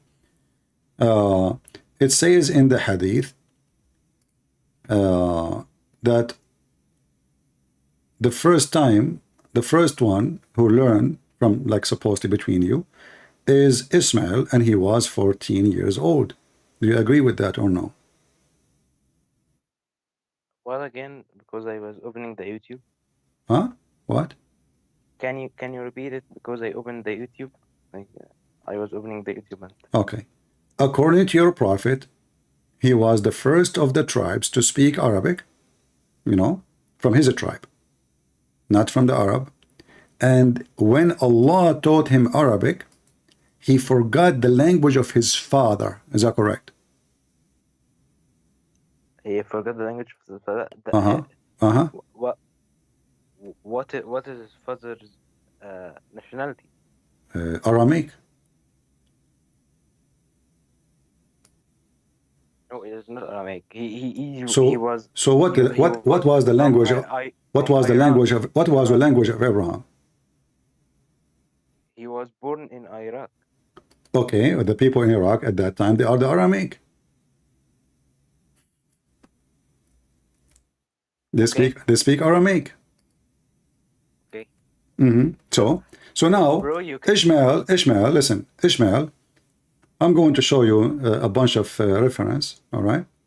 And you can read yourself, and this is from your books.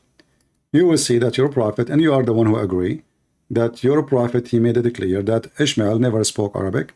And then, according to your books, Ishmael, he married from the tribe of Jurham, but Jurham are the enemy of the tribe of Quraysh. In fact, Quraysh kicked Jurham from Mecca. So how he is married to Jurham, and Muhammad is not from the tribe of Jurham, and then Muhammad is from Jurham. No, Muhammad isn't. Muhammad is from Quraysh. Muhammad is from Quraysh, no problem. I'm saying, Ishmael, according to your books, he married from Jurham.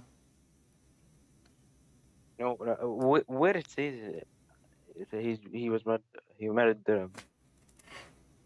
Let us show you. Here we go. I will show you some reference. Here we go. And you speak Arabic, right? Yeah. All right. Yeah. Here we go. This is your book. It says here, we will show in Arabic, and then we will translate the website to English. It says here, قال رسول الله أول من فتق لسانه بالعربية المبينة إسماعيل وهو ابن 14 سنة. The first one who spoke the language, it was Ishmael, and he was 14 years old. Correct? This is the book of Kanzul Ummal 11490. And Majma' al-Tabrasi, Ismail, and he repeating the same hadith. Do you see it? Now, yeah. He married from the tribe of Jurham. Here we go. What we know, وقصة هاجر عليها السلام أن الأمر الإلهي أتى بتركها عند ما يعرف اليوم بماء زمزم, etc. It says here, وتعرف بجرهم وكما يقال أنها قبيلة عربية. Do you see it?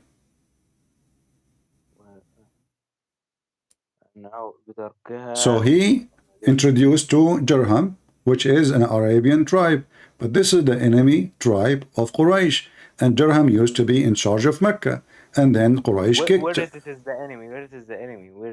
This is from your history books. We can show you tons of reference, my friend. Well, you see, this is recorded because if we say something, people will laugh at us, right? If we say something not true, people will laugh at you and at me, right? People are watching.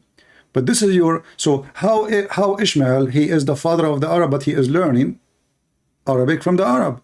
That means Arabic exists, and the Arab exists before Ishmael. If I marry a Chinese woman, is the Chinese my kids? It's a Chinese, your kids? Yes, if I go to China now and I marry a Chinese woman, can you say that the Chinese are the children of a Christian prince and he is an Arab? So they are Arab? No. Okay, but this is what happened. According to you, Ishmael, according to your books, not our books, according to your books, Ishmael, he married from Arabian women from the tribe of Jurham, not from the tribe of Quraysh. And those tribe, they are the one who taught him Arabic. And as you see here says, and this is your book, and you are the one who asked me how you can prove that they speak Aramaic. Do you see what it says? وأول لسان عربي فصيح متكلم بلسان هو إسماعيل عليه السلام. وجده النبي. Listen, okay, no, listen. Yeah, but he learned Arabic from, you are the one who said to me, learn Arabic from, and here it says that too. They are saying he is the first one who speaks perfect Arabic because Allah taught him. But the Arab are speaking Arabic already. And here they say that Ibrahim, the children of Ibrahim and Ishaq, his brother, they used to speak Syriac language. Do you see it? As-Syrianiya. Not Aramaic. Syriania is Aramaic, my friend. Syriac is Aramaic. I don't know. Yeah. So as you see, all this drama, it doesn't make sense. Secondly, the whole point supposedly to prove to me about the black and white. Is that correct? Yeah. Okay. Did your Quran say that Allah will make all non-Muslims, those who don't believe in Allah, black? No. He from the heat of Jahannam, Uh-huh. their face will be black. Okay. So are you saying to me that a person is colored black because he is from the people of Jahannam? No, it isn't like this. So what is this? What it is? Because the Quran says Allah will make all those who don't believe black and all those who believe white. And this is chapter 3, verse 106. يوم تبيض وجوه وتسود وجوه. Exactly. Yeah. It means like it was white and then it went black. Okay, but okay. So they were white. Allah will make them as a penalty black, correct? So being a black in Islam is a penalty, is not a reward. The Muslims, all of them, Allah will make them white. Is that correct? He will make them very white. Allah will make the Muslims very white, not only white. And he will make those who they are not Muslims very black. Is that correct? It is related to the feelings. Imagine yourself, you will be judged by God, and you know you sinned all your life. How will be your face?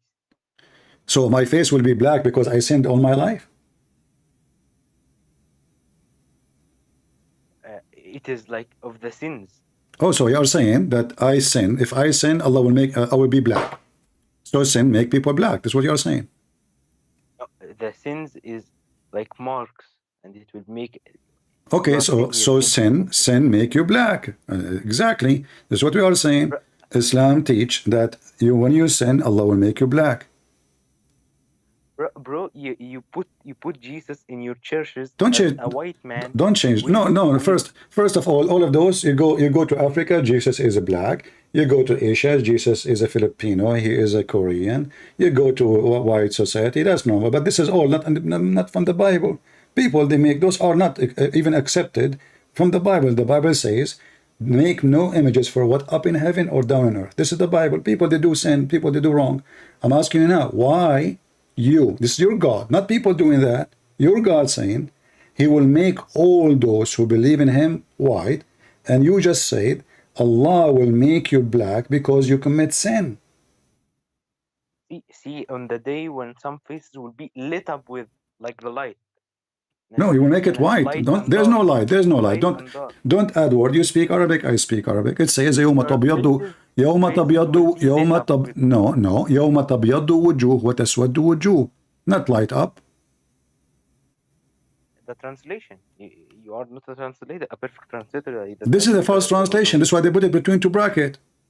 This is why between two brackets. It's false. And you speak Arabic. So it will be white between two bracket. It's false. It's not there.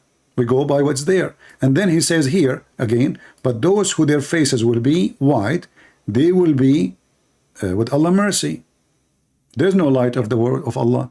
See, they are adding, if you change the translator, this is Yusuf Ali. If you change the translator, you will see the translation totally change, because Muslims, they corrupt their Quran. They don't have an honest translation. Never I saw a Muslim have an honest translation. Look, where is there will be light? No light. It's white. Bro, I ask you something. If you like a forger and you forge and your hand went black, will you go to clean it, right?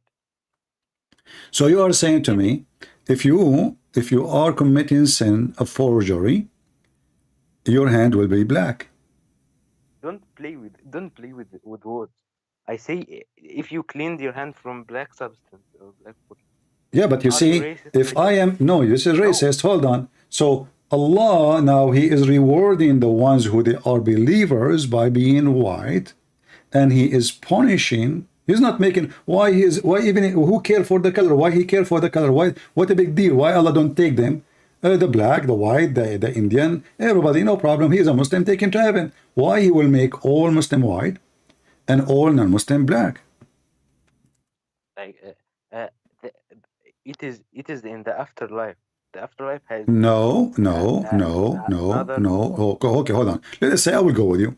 After light, before light, who cares? Life, it doesn't matter. Still, Allah will make the believers white and non-believers black. Life now, Yeah. life after. And not only that, isn't it your prophet? He said that when Allah created Adam, he created the white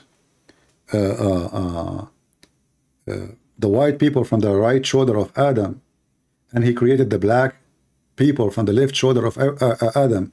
And then he said to the one created from the right shoulder, you go to heaven, which means the white.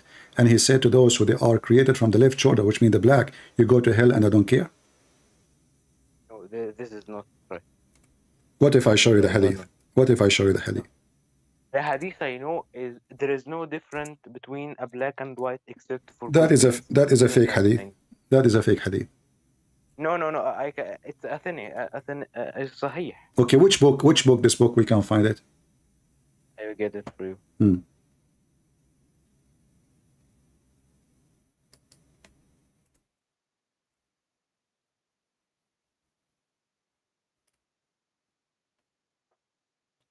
I'm waiting for you.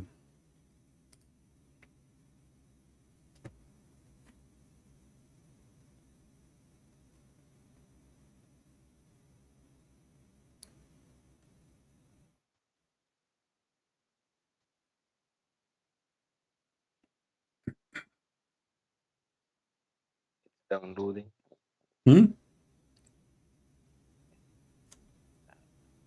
The internet is there is no superiority for an Arab over a non-Arab. Yeah, we heard this before. We heard before. White. Yeah, but this is fabrication. Yeah, fabrication. No, I can't. Okay, you see, hold on. It is you are the one who said to me when you called me. You said to me, Muhammad is from Ishmael. Yeah, he is. Is that because you believe that there is people who they are superior to people, or because it doesn't matter? No, like I don't get you. Sorry. Okay. When you Muslims, you mentioned that Muhammad is from Ishmael. Is that because Ishmael family are superior above mankind, or because they are equal to all mankind? It doesn't matter. No, they are equal, but they are higher from each other by good deeds, and a sinful man is not like a good man. This is not what I'm asking. Because a sinful man not equal to etc., but that will be like in the day of judgment. We are talking about when you are created according to Islam. If there is people, Allah, he wanted them, favor them upon all mankind. He decided even before he made them that they are favored upon all mankind. Yes or no? Do you mean the children of Israel? Doesn't matter. I'm asking you why you are afraid to answer. Either you say to me, yes, there is people that Allah consider them superior, or you say there's all people are equal. It is the same in the Bible, the kingdom of God. Okay, no problem. I'm asking you about you. I will answer about my Bible now. I will answer about my Bible. The children of Israel was God made them. Okay, no. First of all, no. In the Bible, God did not make them higher. In the Bible is those who chosen God, God with them. You will see that God of the Bible, he punished them when they are not with him. When they are following idols worshiping, God himself, he punished them. So God did not favor them. No, listen. When you favor God, God favor you. But in Islam, no. In Islam, you believe in destiny. Is that correct? Yeah. Okay. So when Allah created Adam and he created his children, did he make a destiny that the black ones will go to hell and the white ones will go to heaven?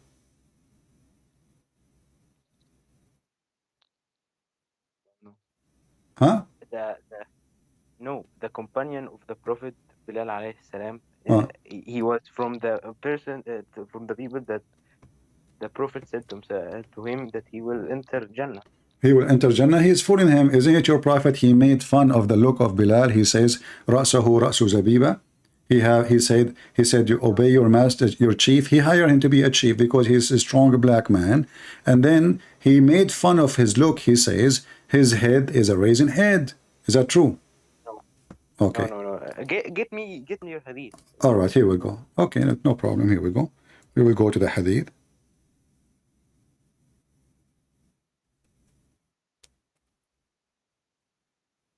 You can see my screen? Um,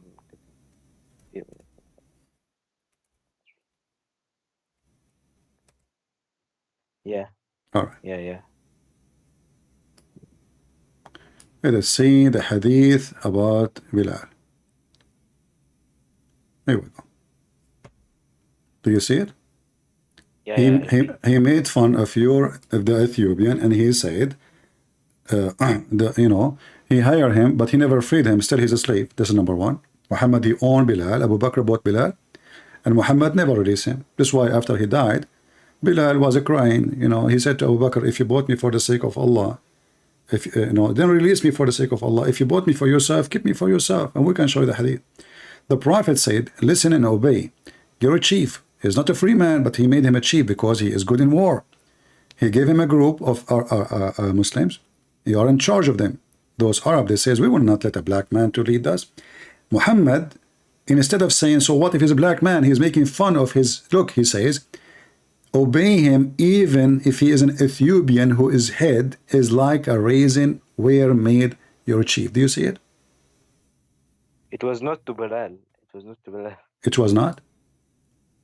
It was not to Bilal. Where is to Bilal? It's about Bilal. It's about Bilal. And it doesn't matter really if it's Bilal or not. Doesn't matter. So are you saying to me that your prophet will say that about different slave, but he will not say that about Bilal? He said, listen and obey your chief, even if an Ethiopian whose head is like a raisin or made. Yeah, so how your prophet see the black? Chief. Yeah, obey him. He made him a chief because now he is needing for war. He is a slave himself. He is not a chief, really. This is why those Arab, they said, we will not allow a black slave to control us. Muhammad, he said, listen, even if he is a raisin head and he is an Ethiopian, obey him for now. Right? And why he's making fun of his face? Why he's making fun of his look? He can say, obey your chief, even if he is Ethiopian, and that's it. Why he is mentioning that the look of his head? Why he's making fun of his head? Bro, where's the intention of fun in it? I don't get it. The intention is very clear. You're a prophet making fun. Okay, is Shaitan in Islam is an Ethiopian, and he is a black man. Shaitan black? Yeah. No, the jinn was made of smokeless fire. There's nothing about the characteristic of the Shaitan. So I'm asking a very specific question. Is the one who will destroy the Kaaba is Ethiopian and he is a black?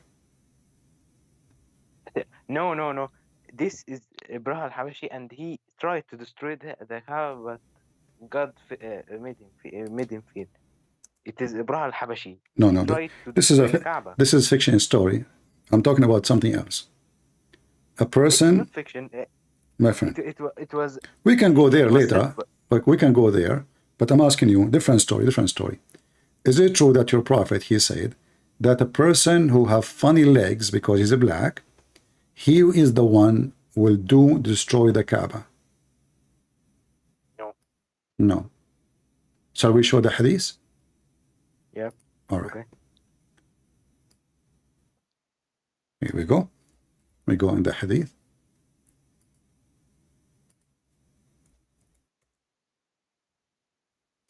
Read it for me. You said to me, no, remember. Yeah. Okay. Do you see it? It is not loaded yet. Yeah, it's just the messenger, Allah, peace be upon him, hear and obey, even if an... No, different one. This is a different one. I'll show you a different one.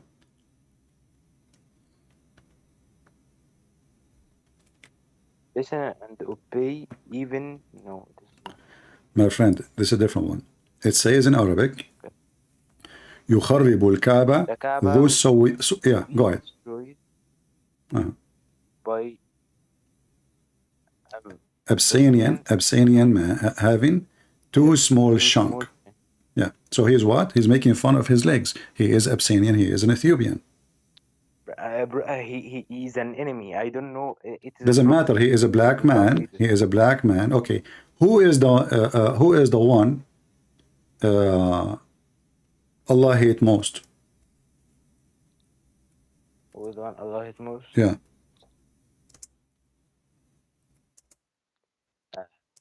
Is it a black man? The devil. Is it a black man? I really. No, he didn't say the black man. He didn't say the black man. All right. So let us see.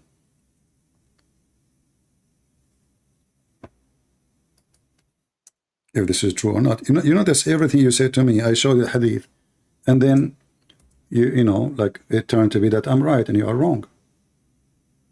Right? Each time you say something to me, each time I say to you something, you say no, and it turned to be true. Why is that? It is. I don't memorize the hadith. I memorize the Quran. Okay, but you are the Muslim who called me to prove me as a liar. Okay. I can prove you in something. I surely know that. Let us finish. Let us finish one by one. Let us see here.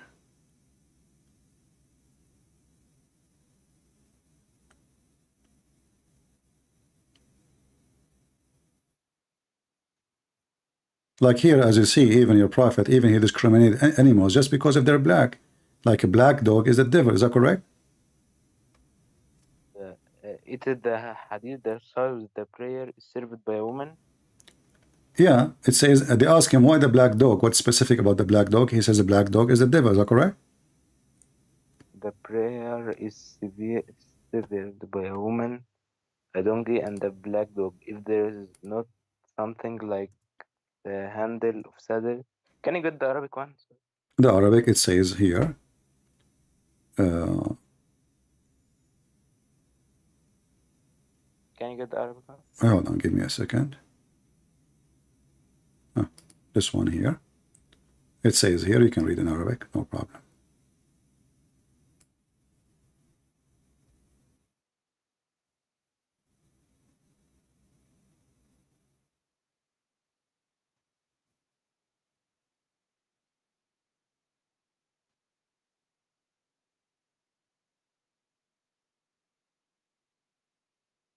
حدثنا محمد عن عبد الله عن أبي ذر أن تقطع الصلاة إذا لم يكن بين يدي الرجل مثل خيط رحل المرأة والحمار والكلب الأسود.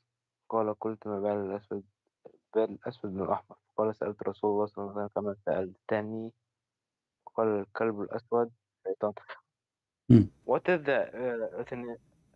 it is the صحيح? It is ضعيف. ضعيف, yeah. Yeah, so? Not authentic. Huh? It is not authentic. So are you saying to me, you Muslims, you lie about what your prophet say? No. So what do you mean? There was like, we have sources that you don't have. We can say 5 persons to the hadith, to the one who narrated the hadith.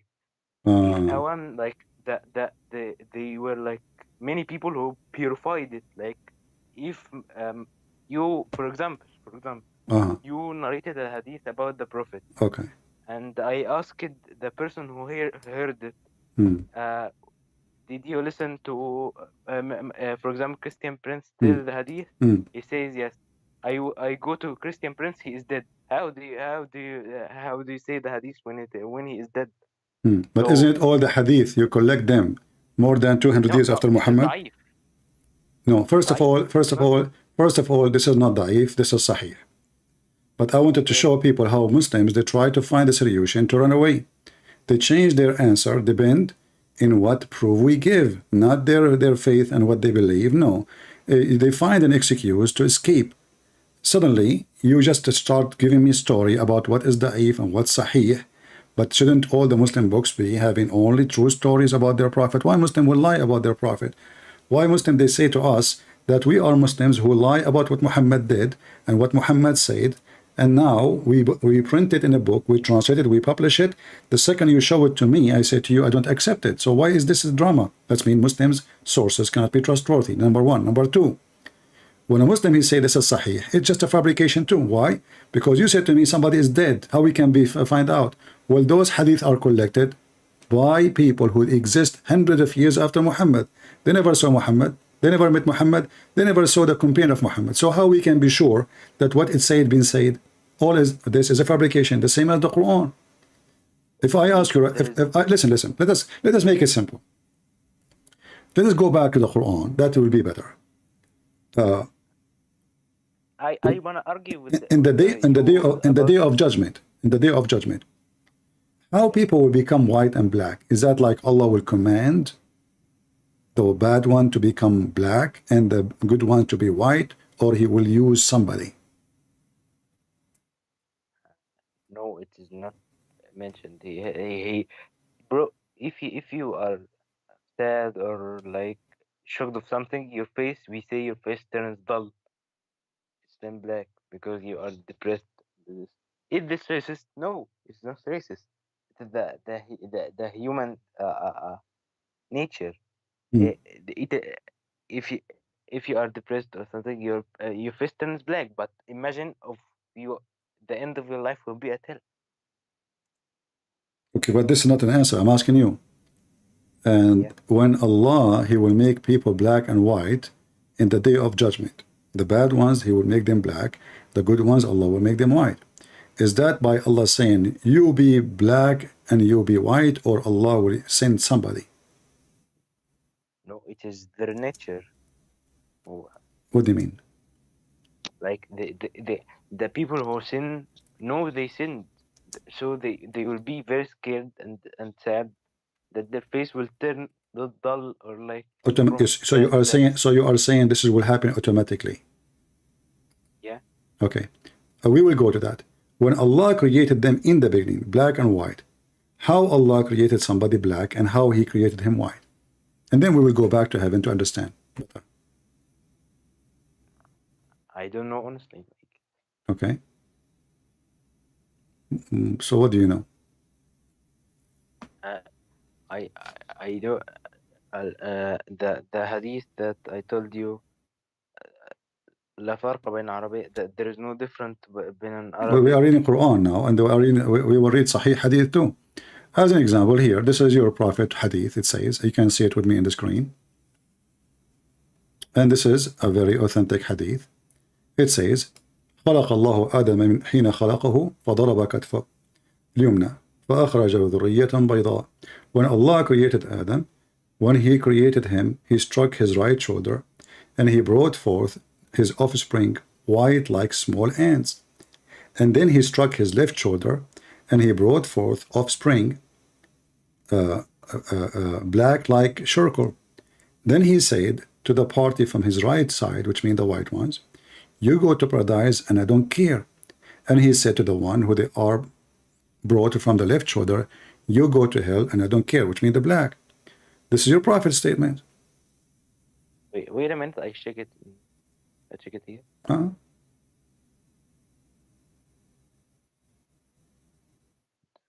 خلق الله آدم حين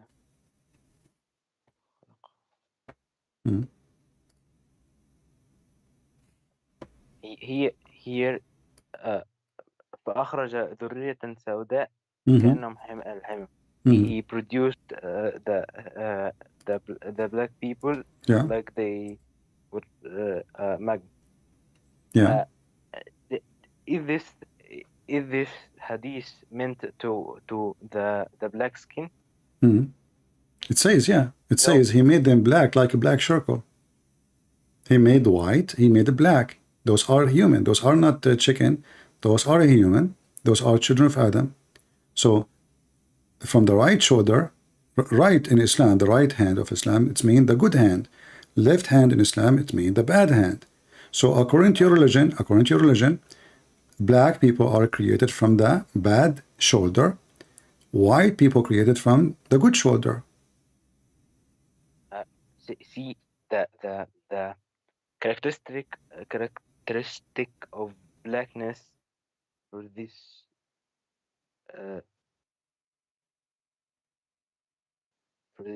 like it doesn't mean their skin color. My friend, it says it clearly, they are black and they are white, and you are saying to me, so okay, what is black about them?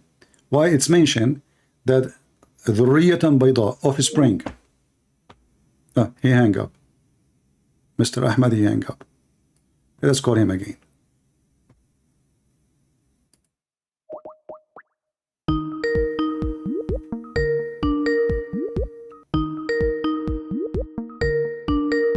I think he decided to flee. Do you think he will answer? Let us mute the speaker until he answer. I don't think he will answer. Yeah, it's time to fly.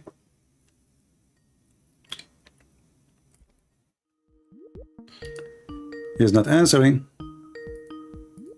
All right, no problem. What we can do? So as you see, this is what Islam is about.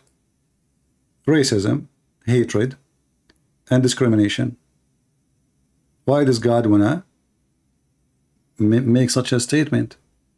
He created the black from the left shoulder and the white from the right shoulder. And those are their books. And those are authentic hadith.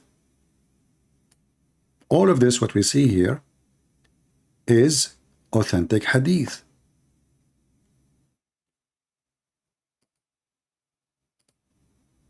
Those are the reference.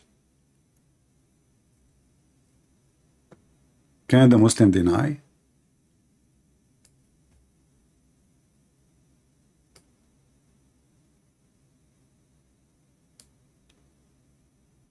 This is the book of Musnad al-Imam Ahmad. We can find the same from at-Tirmidhi, etc. Then it says, variant number 6, page number 441. Allah created the black from the left shoulder, and he created, actually this one is different hadith, let me see. But, and anyway, like he created the black from the left shoulder. This, maybe you need to scroll down to see the other one. Where is the other one?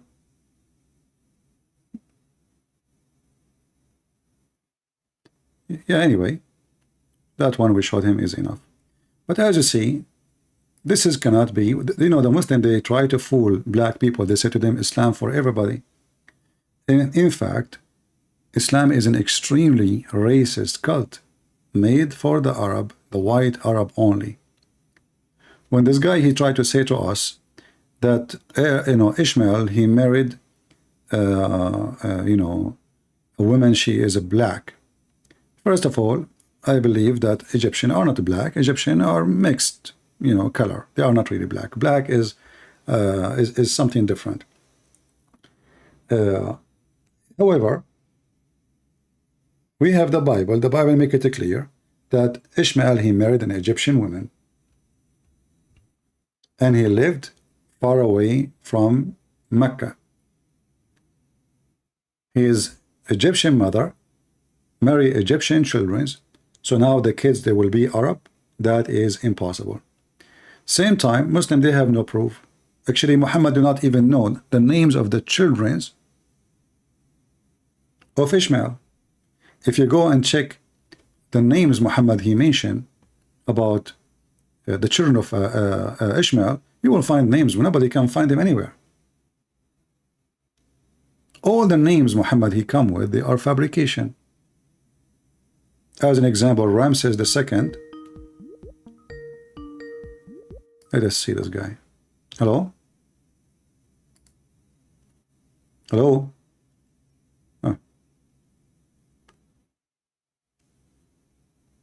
Why people call if they want to talk?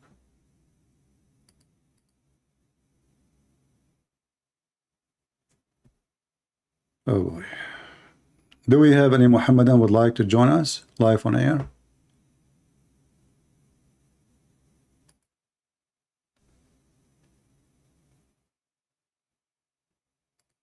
Anyone?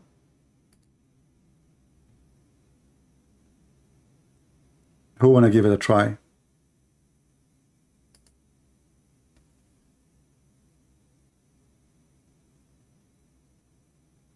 Anybody? Everything about Muhammad showing us that Islam is very racist. The women in heaven, they will be very white. The men in the heaven, they will be very white. And not only that, Allah will give them a drink, and that drink will make them even whiter.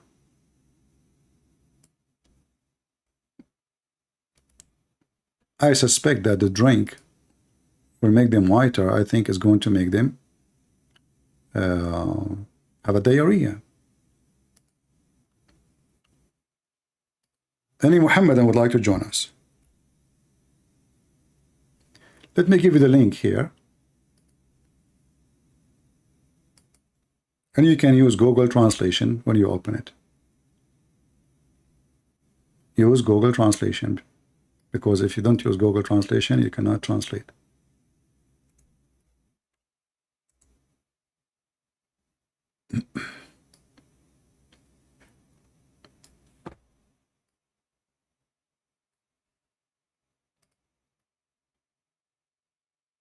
Let us use this. Translate. Musnad Ahmad. Very number 6, hadith number 441. And you know, the bad thing about this website, like the page keep jumping, all right? But as you see, it says there the same as we showed him. And the funny is, he's trying to deny that this is about black and white. But it's obvious his offspring, they are black like charcoal.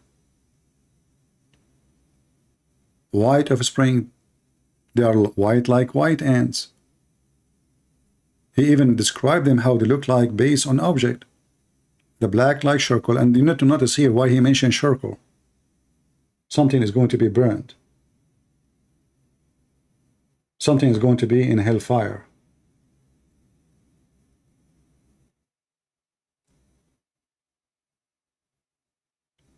So my reward in heaven, I will be white.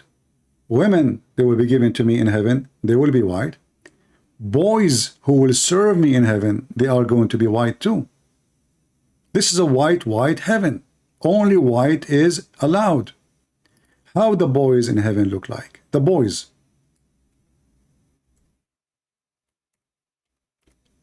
They are white like pearls. Why Allah stuck with the color? Because simply black is not allowed in his heaven. All right? All those prove to us that Muhammad and his religion is racist. So this heaven have zero black, zero Asian, zero from any color except very extreme white. The one is rewarded are white, the one is serving is white, the one who is for sex are white, the women created for men are white, the angels of Allah are white, Allah himself is white.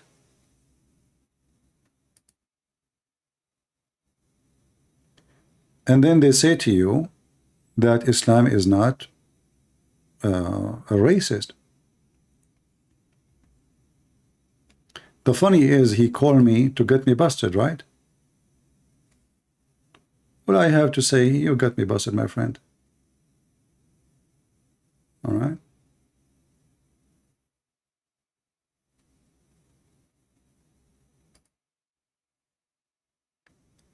Anyone will send me a link, I'm going to block you. I don't open links in Skype. I don't open files, I don't open pictures. So don't waste your time and cause yourself to be blocked. Do we have any Muhammadan? And not only that, actually, even in chapter 27, verse number 82, it says Allah, if you go and read the interpretation, according to Muhammad, Allah will send a beast. It's called a jassasa. The Muslims, they have different name for it, depend in the story. And that beast is going to have a very weird look. It's going to have the staff of Moses, the ring of Solomon, and is going to hit the believer in his face and will make him white. And disbelievers in his face will make him black. Am I making things up? Let us see the reference. Only black in hell, only white in heaven, according to Muhammad. Not my story. I don't believe in such a garbage. I believe that black or Asian or white doesn't make you better than anyone. All of us, we are children of God. For God, he loved the world, he sent his only begotten Son to save us all. In fact, Christianity reached first, and from the beginning, the early churches went all the way to Africa before even European they knew about Jesus. Like the Ethiopian churches, even there is a very, from the time of the disciple of Jesus, church in India. So if Christianity is based on color, they will not go there. Here you will see in front of you the story, and this story tells us exactly what will happen supposedly in the day of judgment. Allah will send the beast. This beast have a very weird look, and this beast have staff of Moses and the ring of Solomon, because those are magical supposedly, Harry Potter, and will hit the believer in his face. Not a single believer will live without making a white spot in his face, which will spread until his face is shining white as a result.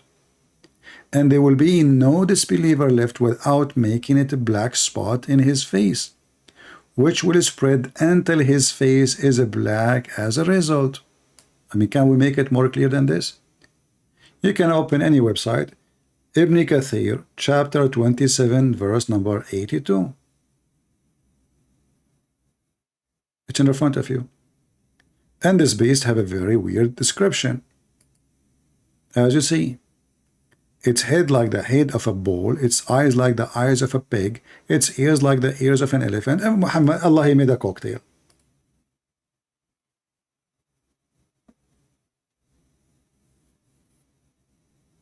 Who is the one who will send this beast?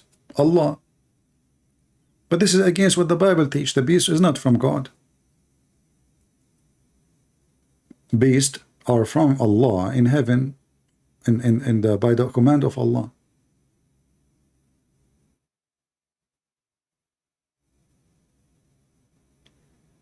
Somebody says Egyptians are not black, they are mixed. Yeah, they are mixed. For sure they are mixed, because you know they've been occupied by many other nations for a long time, and you know they are in the Mediterranean, my friend.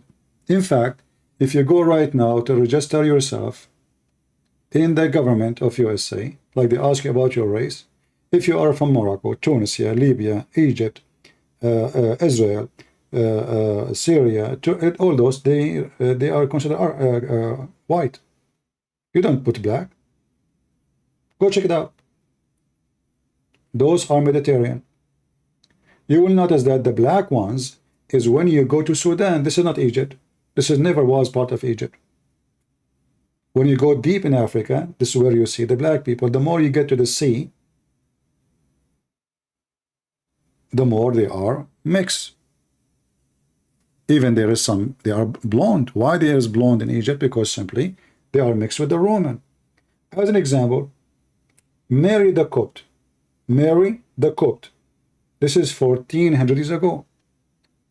The wife, sorry, not the wife, the slave of Muhammad. She was blonde. I can show you the reference. So how she is an Coptic Egyptian, yet she is blonde.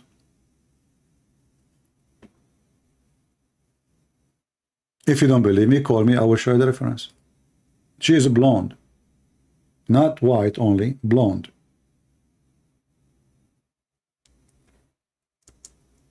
Will take me 2 seconds to show you the reference. Just call me. Be brave. And her name is Mary the Copt.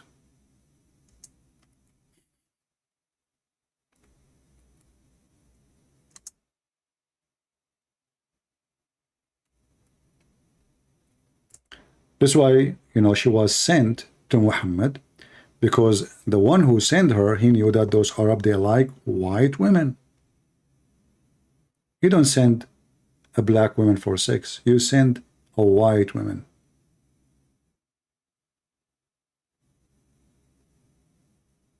The wife of Muhammad, Zainab bint Jahsh, which was the wife of his son. What was her color? The hadith described that she was bayda'un jasima. She was big and very white. Big and very white.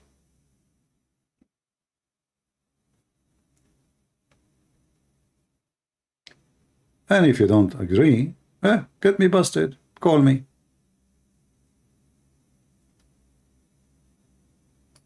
And you notice that our friend here, the second he noticed that things is not going in his direction, he hang up. Even though I see him, he's online. He's online. Let us call him again.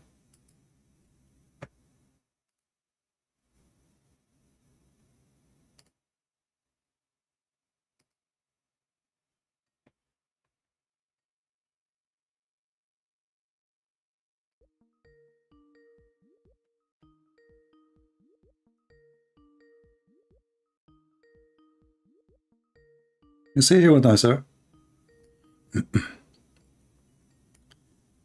The Mohammedan, they will swarm on your channel only if you do not know.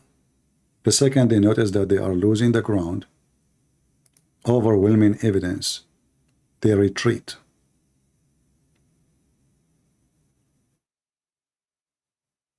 They retreat. And the lie about Muhammad, he is from Ishmael, is a lie repeated by the Christian, by the way. You go to many churches, you will find an idiot priest saying to you that Ishmael is from the Arab. You ask him, but nobody asked him, where do you get this from? Christians don't ask questions. They are the same as the Muslims. They give the microphone to a mule, they put him on the stage, and this mule, he starts schooling them. Shouldn't you ask him where he got this from? Where he got this from, that Ishmael is from, or he is the father of the Arab? Where? The Arab is not even an ethnic. The word Arabia is an Aramaic word, mean desert. Whoever live in the desert, they call him Arab. But they are not an ethnic. Anyone. Which means if I am an Aramaic, exists now, or in the time of Jesus, or before that, and you live in Las Vegas, I will call you an Arab, because you live in the desert. Arab and Arabic are not even exist. Even Arabic language is not a language by itself.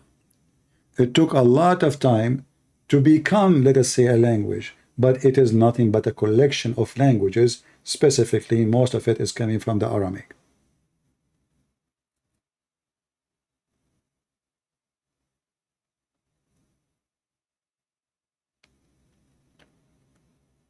Do we have any Muhammadan?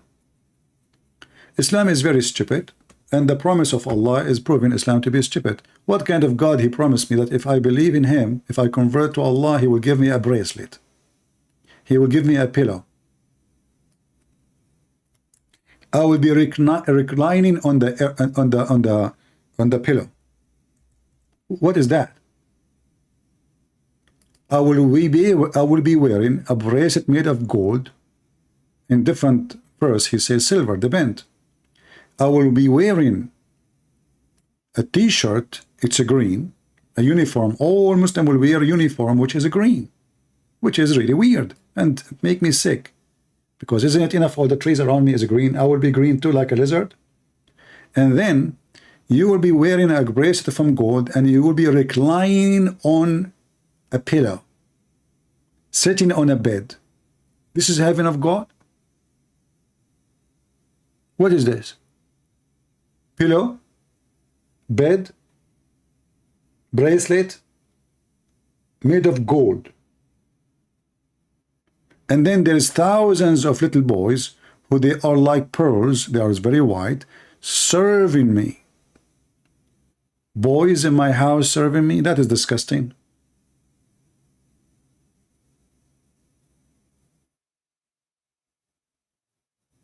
This is a promise of God. What about you promise me big TV screen, endless movies? I mean, this is boring heaven, man. What is this?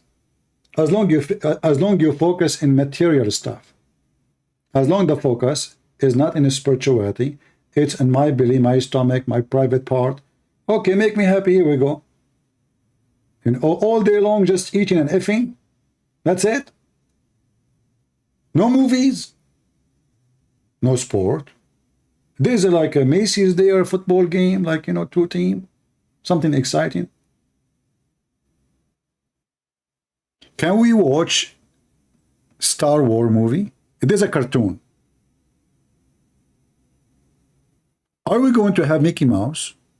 Or because the Mickey Mouse is the enemy of Allah? What? This is heaven? This heaven is not even good for kids. And the funny is, here he promised them a green garment made in Iran. But Iran at that time was, actually until now, they are kuffar because those are Shia. Sundus. It's like saying Gucci. You know Gucci? Sundus is a name of a brand of a silk famous in Iran, Persia. Muhammad, he is tempting them. Listen, you want to wear Gucci? In the heaven of Allah, you will wear Gucci. The Arab boy, oh man, Gucci, are you serious? Prophet, are you serious? It's like saying to you now, if you believe in me, I will give you Nike, but in heaven. In heaven, talk is cheap, you know? Hey, who wanna believe in me? When you die, after you die, in heaven, I will give you big screen TV, unlimited kimchi, unlimited balut if you are a Filipino, unlimited hummus if you are Arabian, unlimited kurshi if you are an Egyptian, turshi. I mean, what the heck is that?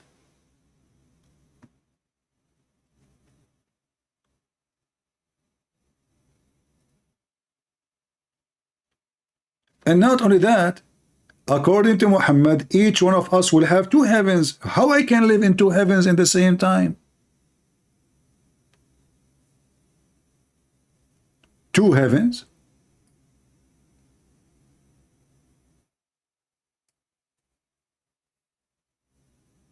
What, I will put one leg here and one leg there?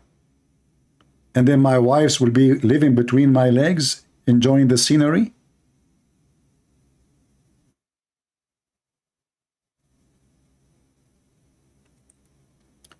Do we have any Muhammadan want to tell us about his heaven? What is this? You know, okay, pomegranate. Allah, he promised me pomegranate. And banana.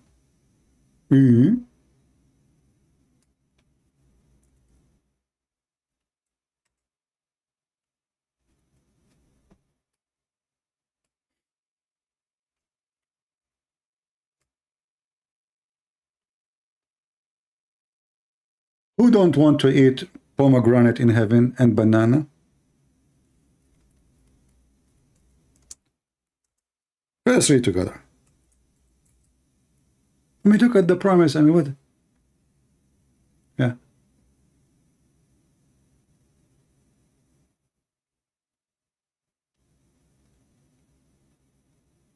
Let us see.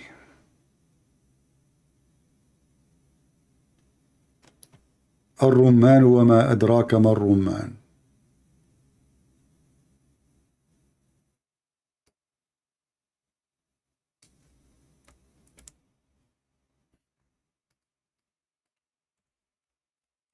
You will notice right away that the one who made this Quran is just an idiot. Somebody was hungry when he wrote it. Look at this. And you know, you can tell even the verses are repeated. They are not really... All right. In chapter 6, verse 141, it says, and it's he who produced gardens, trellised and trellised. What the heck does that mean?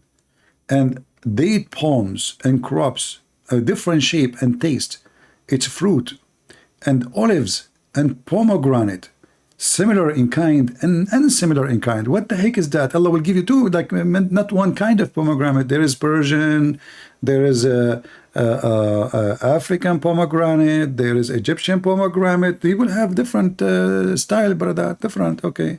But at the end, they are pomegranate. And then eat from it. Okay, so this is heaven now.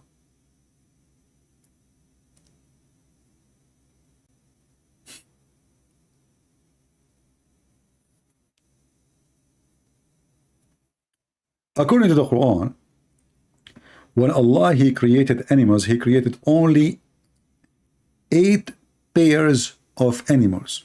Only.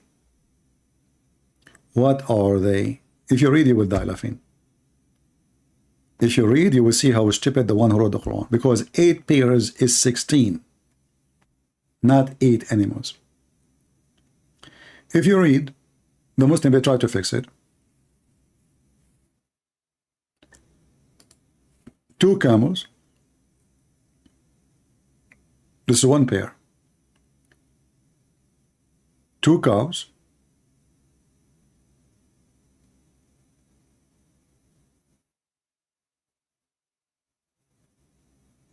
Where is the rest?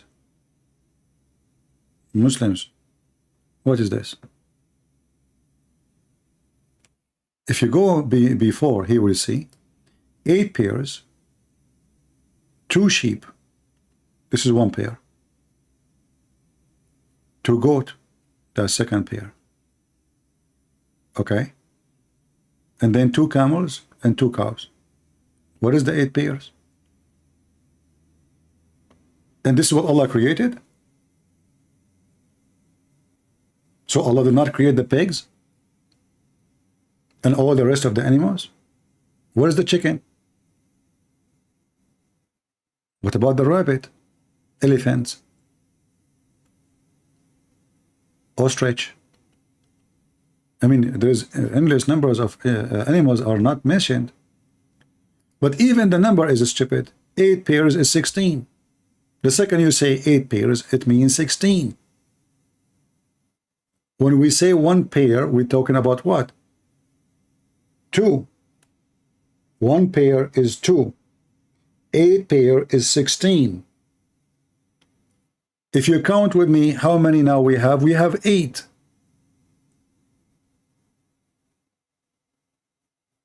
We have 2 sheep. We have 2 goats. We have 2 cow and 2 camel. Where is the 16 pairs? 16 individual animal, which is 8 pairs. Do we have any Muhammadan? All right, like look, today we are out of customers. Sadly, this Egyptian, he decided to retreat and he took a hike.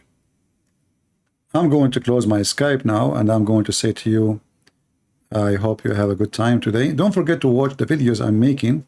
I'm making like some short videos.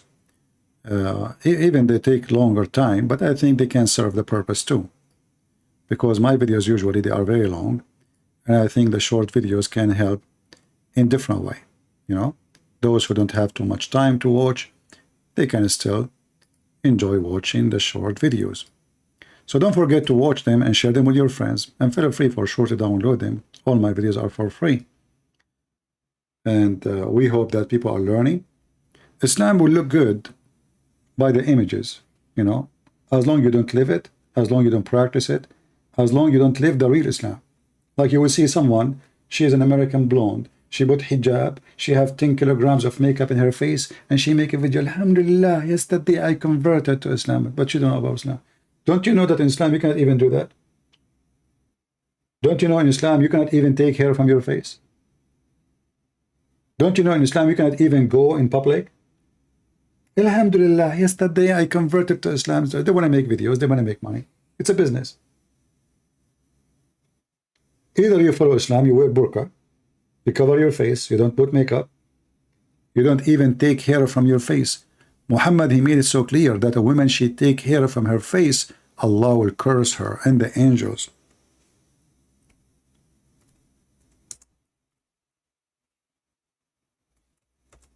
It's not me who's saying that. This is what Muhammad said. Find me one Muslim woman, she have mustache in her face. Find me one Muslim woman, she don't take hair from her eyebrows. Just find me women, she don't do that. And obviously Muhammad is a weird man. He like women to have hair in their faces, and he allow men to take hair from their faces. It's the opposite. If a man take hair from his faces, he is fine. If a woman, she take hair from her faces, Allah curse her. She will go to hell.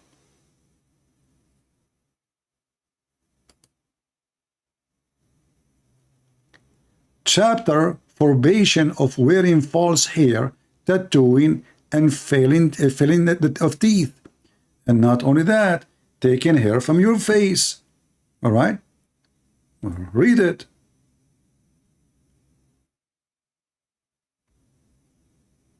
Allah cursed those women who got their hair removed from their eyebrows. Okay, why Muslims Allah will be upset if a woman she take hair from her eyebrow? What his business? The Muslim, the Muhammadan, the smart one, the educated one, they will say to you, because you are changing the way Allah made you. So why you do circumcise then?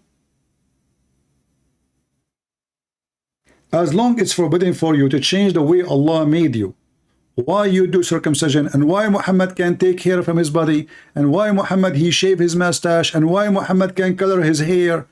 If Allah made you have a black hair, why you want to be blonde? Did you ask yourself why Muslims? You see many Muslims around the world, including black, African, or even Asian.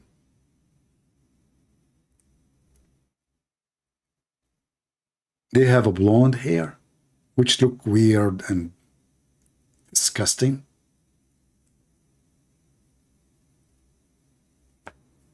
Why? Why Muhammad wanted to have a blonde hair, red head? What's wrong with the black? You will find the more the Muslim is religious, the more he color his beard red, and red like fire, not only red. I mean, and it looks scary, and it looks stupid too. Look at this. Look at this. What is this? What the heck is this? Where they are following the step of the Prophet. And now supposedly he is following Allah, and he is going to go to heaven because now he have a red beard. How beautiful is that? It's not even red. I mean, this is like weird. How awkward. And this is how Muhammad beard used to look like.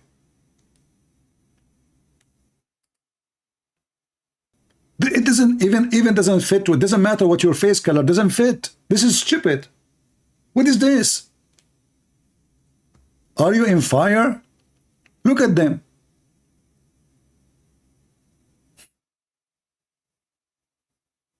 I mean, can things go more stupid than this?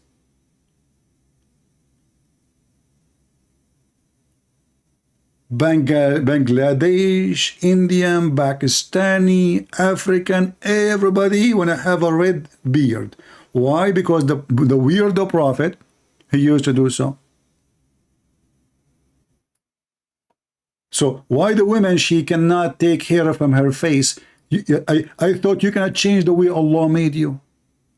So you men, you can color yourself with all kind of colors, and you can clean your mustache, and you can take hair from your face, but a woman, she cannot take hair from her face.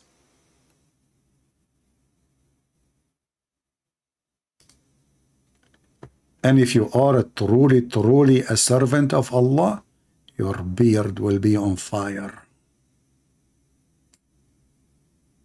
Look at this. This is a holy beard. Isn't it? Who can deny that this is holy?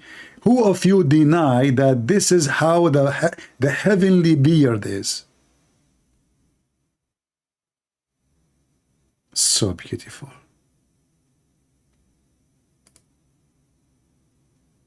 And I think this is the best look beard ever you can imagine in the world. the beard of a Prophet Muhammad. Now, all of you never saw Muhammad, how he looked like, but now you get an idea. Did you? Look at this guy. Oh, this guy is the best. Oh boy. This guy, he worked maybe 10 hours to make it like this. What a match, man. Your wife, when she have sex with him, she will say, honey, I love your beard. What the heck is that, man? So good. You look so good. And he will say to her, I'm sexy and you know it. Isn't this is so beautiful? Just think about it. Why the Messiah did not order to have such a beard? What's wrong? I want to have a beard like this. Look at this guy. Brother, your beard is the ticket to heaven. You want to be blondie. Muhammad want to be blondie. Look at this terrorist from ISIS. This guy is I don't know what is that color. Don't ask me. I have no idea what is the color there. What the heck is this?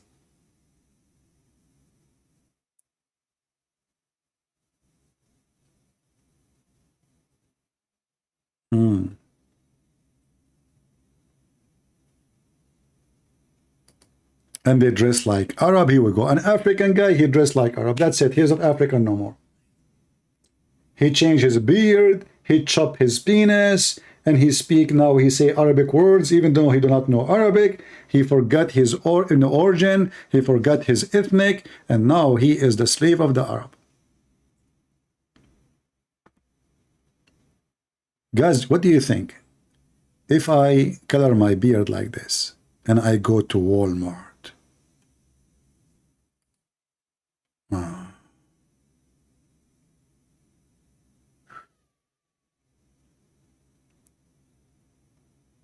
so beautiful.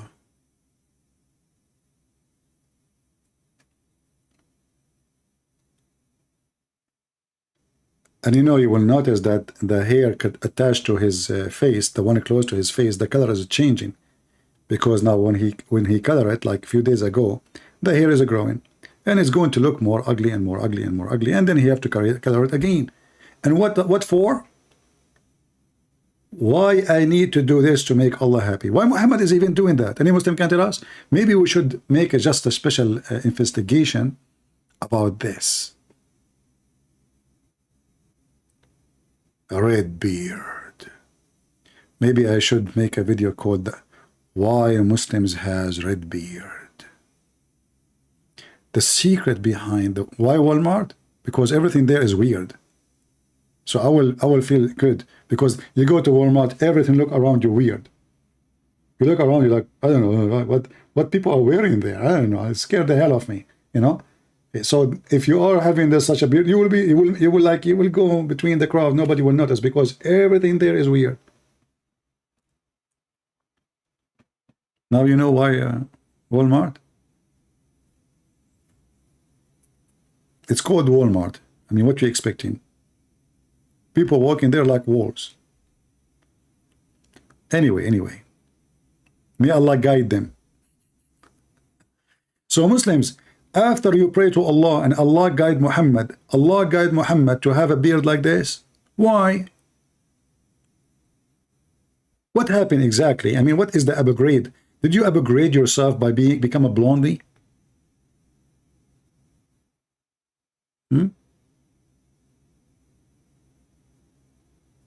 What happened? Is that like an upgrade of your status in society? What's exactly the purpose of Muhammad doing such a thing? What is the purpose? Leave your comment and tell me if you're able to find out the purpose. I'm looking for the purpose and nothing else. Purpose with us as much as you can. If you are a Muslim and you have an answer, you know what? Maybe next time I'm going to go and make my comment topic about the red beard of the Prophet. I think that will be an attractive topic. You know, if you have a beard like this, and they are still single. Can you imagine how many women they will go crazy for your beard? You will be the only one ever they met have a beard like this. The woman, she will drop all her objection to you. Like maybe you are not smart, not educated, maybe you don't have money, maybe you don't have a good job, maybe you look like me, scary. But the second she see your beard, oh, she will drop everything. She said, that's it. This is the prince who is going to kiss the frog. That's so beautiful. We have to admit that Muhammad is very, very special. And his beard is one of the special things about him. He's very special. What a crazy man. And racist. What's wrong with the black hair? You don't like it no more? Oh, the Jews, they color with black hair. He's saying khalifuhum. Anyway, I hope you guys have a good time today with us. Don't forget to subscribe. And if you're already subscribed, don't forget to unsubscribe, because Allah will bless you if you do that. Give you 2 deeds. Subscribe and subscribe. You subscribe, you lose 1 deed. You unsubscribe, Allah give you 2 deeds. So look what happened. Double. What a great investment. Imagine you go to stock market, you buy 1 share, you sell it. They give you the price of 2 shares. Unbelievable. That is the good deeds of Allah. The perfect mathematics. So spend the day subscribing and subscribing, so by the morning you will have a big account with Allah, and then maybe you can afford it to have a red beard. Man, you are really weird, Muhammad. Thank you everybody for being here. May the Lord bless you. Until we see you soon again, this is your brother Christian Prince, was serving your beard humbly for today. Take care.